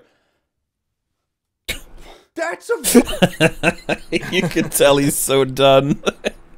Like I said, man, it requires a different amount of things for everybody. It looks like this was his breaking point. Violation of his character arc right there. That's dumb. I get that you want to be shocking, because Game of Thrones has always been shocking. Like, the unexpected happens, but it's also laced in good writing. At least the George R.R. Martin shit was. Red Wedding, shocking. No one saw it coming, but everything was still within character. Jaime Lannister just being like, yeah, fuck it. I'm gonna go back with my dick sister. Doesn't make sense to me. That's shocking for the sake of shocking, not shocking, but with good writing, so everyone's genuinely shocked. It's like Jaime Lannister stabbed the Mad King in the back, and the writers of the show stabbed Jaime Lannister in the back. The writers are the Kingslayer. Dumb. Then there's the other thing, where Daenerys is... she's just a villain now. At the point King's Landing is ringing the bell and everyone's just like, all right. Look at that, man. It's once they surrender that she chooses to murder them all. She's not murdering them up to that point. You're like, why did you do it once they surrendered, you horrible person? Like, what an uber dick. Like, wow. The fight's over. You've won. Daenerys is on her dragon like, I don't think so. I think we need to roast more people. She doesn't go for Cersei Lannister, which she could have just done. She starts cooking all the civilians. Just literally, like, doesn't even go after the soldiers. It's like specifically the innocent people. It's like, okay. I'm trying to destroy their infrastructure. Firebombing everybody. Not the queen who gave the order to cut her friend's head off. Not the super zombie who swung the sword to cut her friend's head off. But just civilians, men, women, children, people trying to make a living, kids trying to play. Ash. There's a character turning heel. Then there's that. At this point, she might as well have been cut from Theon Greyjoy himself because she is a fucking dick. I don't get it. I just don't get the execution. Like I've said in my videos about Game of Thrones Season 8 that, oh, Daenerys is losing it. She's starting to become throne hungry. And I meant it, but I thought she'd be a little drunk on power. Maybe she was putting her ego first. Ego above the people, and she's unfit to lead, and Jon Snow has to step in. Yeah, like I said, what you should be doing is she kills a couple people in a morally grey sort of situation. You're like, ooh. Get enough people questioning her decisions. Not, she's just straight up just evil. Like, yeah, she's a villain now.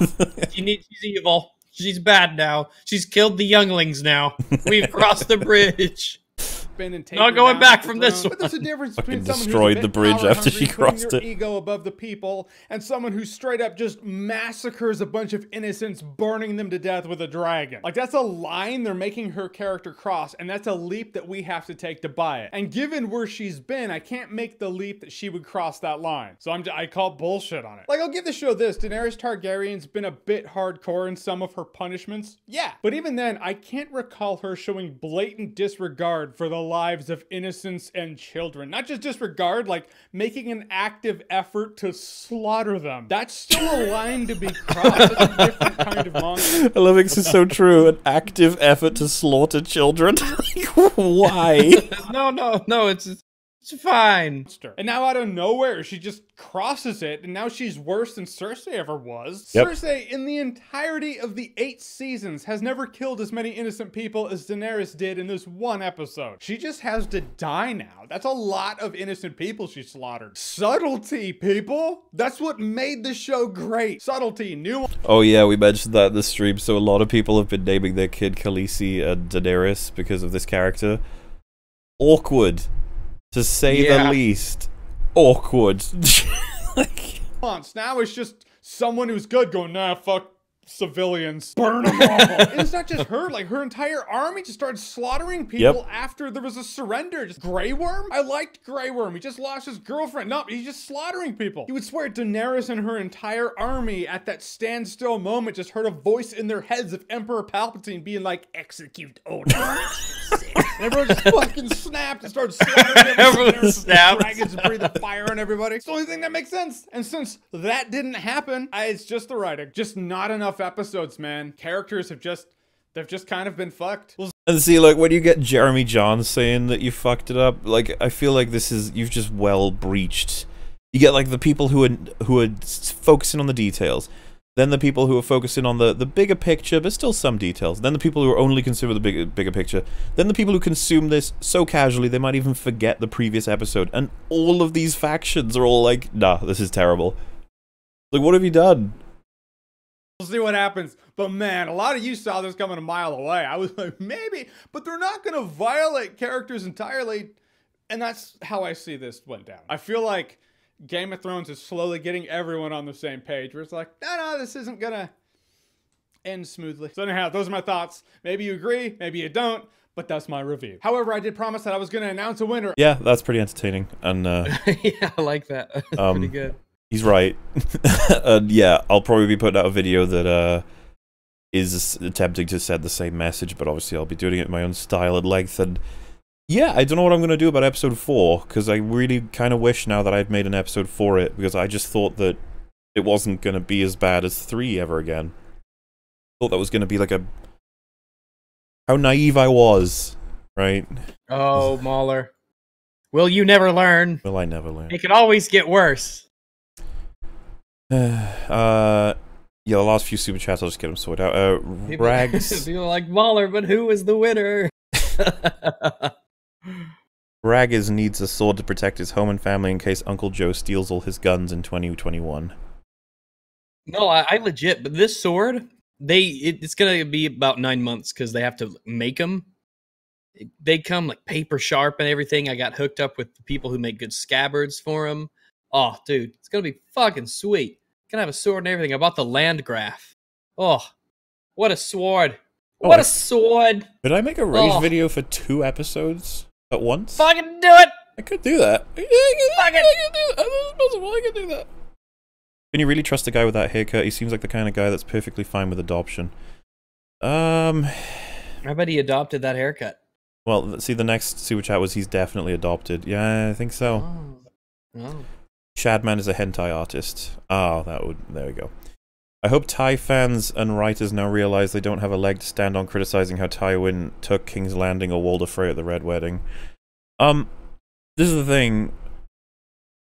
The way that Tywin and Walder had victories were oftentimes with these as little amount of people killed as possible, but achieving the ultimate goal of them taking power.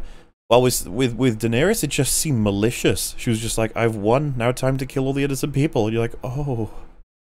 But yeah, I might do episode 4 and 5 in one. Fuck it, that sounds like a possible good idea.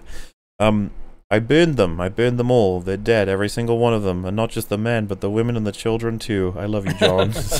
Yep. I love you, John. 2,323 people watching and only 631 likes. Pathetic. Come on, guys. Hey, everybody, you know, maybe they didn't like it. Maybe they didn't dislike it, and they were deciding. Don't forget to smash that like button. No, you have to say, something more interesting than that. So, like, don't forget to get rid of that pesky ad block. That's the one. You need to say. Don't forget to get rid of that pesky writing. 3 hours. We're all getting a refund, right? You had an EFAP just days ago and a bonus 2 Wolf streams with me. This is the thing I was going to say. You're going to be getting a decent gap now for EFAP so that I can work on some videos and that we can just have a recovery, you know? How are you guys not EFAP'd out? Surely that happens eventually. But either way, that actually puts us to essentially the end of the stream. We will totally be looking for the next EFAP when it happens. I'll just do it. We'll check out any memes that I've missed, or as many as I have managed to consolidate into a single thing. I hope you guys had a lot of fun. Really appreciate all of the very kind donations, and yes, I'm going to be starting work on a Game of Thrones Rage, more than likely episode 4 and 5 put together. Ready for then episode 6. Who knows what's going to happen with that, and then I might work on something of a 8 overall thing. I don't know yet. We'll see. Oh, either way, thank you all very much for watching. I hope you enjoyed. This will be up on Moolah in hours from now, hopefully, if not the next day. Yeah, we'll see you next time. Goodbye. Goodbye. Why don't you make a rage on the whole season? I probably will, but I kind of want to split them up now because I have such individual rage between singular episodes. Anyway, goodbye, One video everyone. is not enough. No. Goodbye.